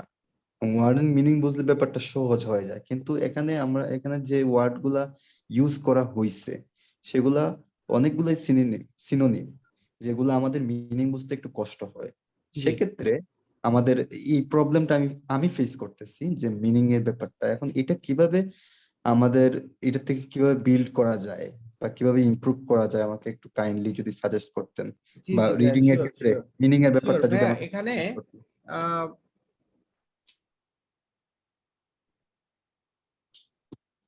প্রথম কথা হচ্ছে যে আপনি, আমি বা যে কেউ পরীক্ষার হলে যাক, 100% মিনিং তার কমন পড়বে না, এটাই স্বাভাবিক। ঠিক আছে ভাইয়া? প্রথম কথা, 100% মিনিং কমন পাবে না বা ভোকাবুলারির মিনিং সে জানবে না, এটাই স্বাভাবিক। ঠিক আছে আরিফ ভাইয়া? জি। সেকেন্ড হচ্ছে, এই যে আমি বলতেছি যে ধরেন এখানে গডেস ইপোনা কল্ড, তাকে কি নামে ডাকা হয়, অথবা উইশ গডেস কল্ড ড্যাশ, আপনাকে শুধুমাত্র বের করতে হবে যে উইশ গডটাকে কি নামে ডাকা হয়। বাকি আর যত কথাই থাকুক সেগুলোর কি আমাদের মিনিং জানার দরকার আছে বলেন? না। সো এটা জানা ভালো, কিন্তু জানবেন না বা আমরা সবাই 100% জানবো না, এটাই স্বাভাবিক। এখন এটা হচ্ছে 1 নাম্বার কথা। সেকেন্ড হচ্ছে, আপনি ধরেন একটা সেন্টেন্স পড়তেছে যে মিস্টার রহিম ইজ জেন্টলম্যান, সে ভালো ভালো রেজাল্ট করছে, ভালো ভালো জব পাইছে। এখন একটা কথা আছে যে হিজ ক্যারিসমাটিক ধরেন বিহেভিয়ার বা ক্যারিসমাটিক অ্যাক্টিং একটা অ্যাক্টরের। ক্যারিসমাটিক ওয়ার্ডটা আপনি জানেন না, কিন্তু এই যে আগের কথাগুলো দিয়ে বা আগের যে বিশ্লেষণ দিয়ে আমরা তো এতদূর তো ধরতে পারি যে এই কথাটা ভালো কোনো একটা কথা, ধরতে পারি না ভাইয়া? জি। এইটা হচ্ছে সেকেন্ড, যে আমাদের অনেক সময় প্যারাফ্রেজ করে বা আশেপাশে ই করে অনেক সময় বোঝা যায়। থার্ড হচ্ছে, যেটা হচ্ছে ধরেন কোনো আপনার হাতে তো সময় আছে, এই প্রথম 2টা কথা হচ্ছে এক্সাম হলের টেকনিক। আর থার্ড কথা হচ্ছে ভাইয়া, আপনাকে এখন যতটুকু সম্ভব আপনি রিডিং হ্যাবিটটা বাড়ান। ভোকাবুলারি পড়তে যে ভোকাবুলারি গুলো পান সেগুলো খাতায় লিখে লিখে রাখেন এবং পড়েন এবং মুখস্থ করেন। আচ্ছা কিন্তু শুধুমাত্র 1000, 2000, 3000 ভোকাবুলারি পড়ে আপনার মনে হয় ওইটার চেয়ে এইটা বেশি কাজে দিবে যদি আপনি রিডিং হ্যাবিটটা বাড়ান। আচ্ছা এখন আসেন ভাইয়া যে রিডিং হ্যাবিটটা কিভাবে বাড়াবেন। জি কেউ কেউ বলেন যে বই দেখে বা বই পড়ে বাড়াবো, না গল্পের বই পড়বো, না ডেইলি স্টার পড়বো, নাকি ক্যামব্রিজের বই পড়বো। ফার্স্ট জি আনসার হচ্ছে যে কোনো বই পড়েই আপনি রিডিং হ্যাবিট বাড়াতে পারেন যদি আপনার ডেডিকেশন থাকে, আপনার কনসেন্ট্রেশনটা ঠিক থাকে। ওকে, আমাদের অনেক স্টুডেন্ট যারা হচ্ছে শুধু ক্যামব্রিজের রিডিং পড়েই ভালো করেছে, আবার অনেকে শুধুমাত্র পেপার পড়েছে, গল্পের বই পড়েছে। রিডিং মানে রিডিং, ইংলিশ মানে ইংলিশ, এখানে খুব বেশি চেঞ্জ থাকে না। কিন্তু আপনি যদি আমার কাছে ওপিনিয়ন চান, আমি বলবো যে ভাই আপনি ক্যামব্রিজের রিডিং গুলো পড়েন। ক্যামব্রিজের রিডিং হচ্ছে স্ট্যান্ডার্ড রিডিং, এই টাইপসের রিডিংই ফাইনালে আসে। জি সো আপনি যদি আমার কাছে সাজেশন চান তাহলে আমি বলবো ক্যামব্রিজ থেকে পড়েন, আর যদি ওভারঅল জানতে চান তাহলে বলবো যে ভাই রিডিং পড়লেই হবে, যে কোনো জায়গা থেকে পড়লেই আপনার রিডিং হ্যাবিট বাড়বে। ওই রিডিং পড়তে যে ভোকাবুলারি গুলো পান সেগুলো আপনি মুখস্থ করেন। আলহামদুলিল্লাহ আমাদের হচ্ছে রিডিং 10 থেকে 16 সব রিডিং আমরা লিখে ফেলেছি। আমাদের হচ্ছে কালকে ইনশাল্লাহ আমরা পাবলিশ করব। ঠিক আছে, তাই নাকি ভাই 10 থেকে 16 হয়ে গেছে? 10 থেকে 16 সব হয়ে গেছে, আমরা ইনশাল্লাহ কালকেই পাবলিশ তাহলে তো করব। আমরা পাচ্ছি কবে ভাইয়া?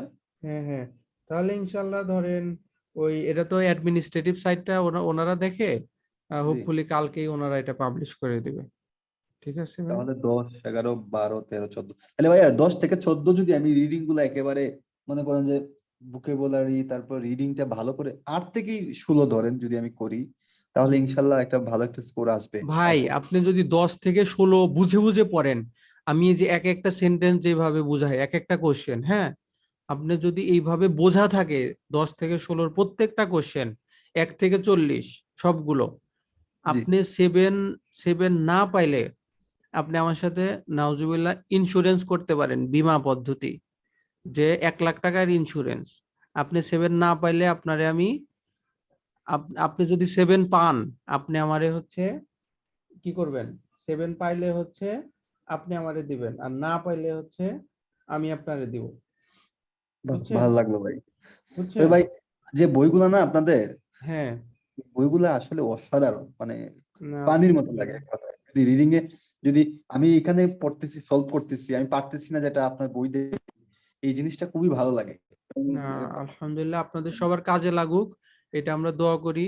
আর হচ্ছে সবাই 7-8 পেয়ে আমাদের একটা পোস্ট দিবেন। ঠিক আছে, আমরা আসলে মাত্র একটা পোস্ট, আপনি এত কম কেন? চাইতেও লজ্জা করে, বুঝছেন? এগুলো আমি কারো কাছে চাইও না, যে ইচ্ছা করে দেয় দিল, না দিলে নাই। না বুঝছেন? ভাইয়া এটা কম কম চাই ফেললেন।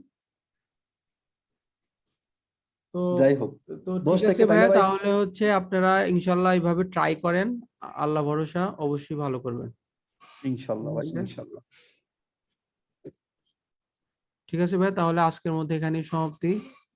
সবাই ভালো করে পড়াশোনা ভাইয়া করেন, ইনশাল্লাহ শুক্রবারে নেক্সট ক্লাসটা হবে। আর ক্লাসের আগেই সবাই একটু পড়েন, আর পুরো 40টা কোশ্চেনের মধ্যে যে কোনো কোশ্চেন প্রবলেম থাকুক বলবেন যে ভাই আমি এটা বুঝতেছি না, এটা পারতেছি না।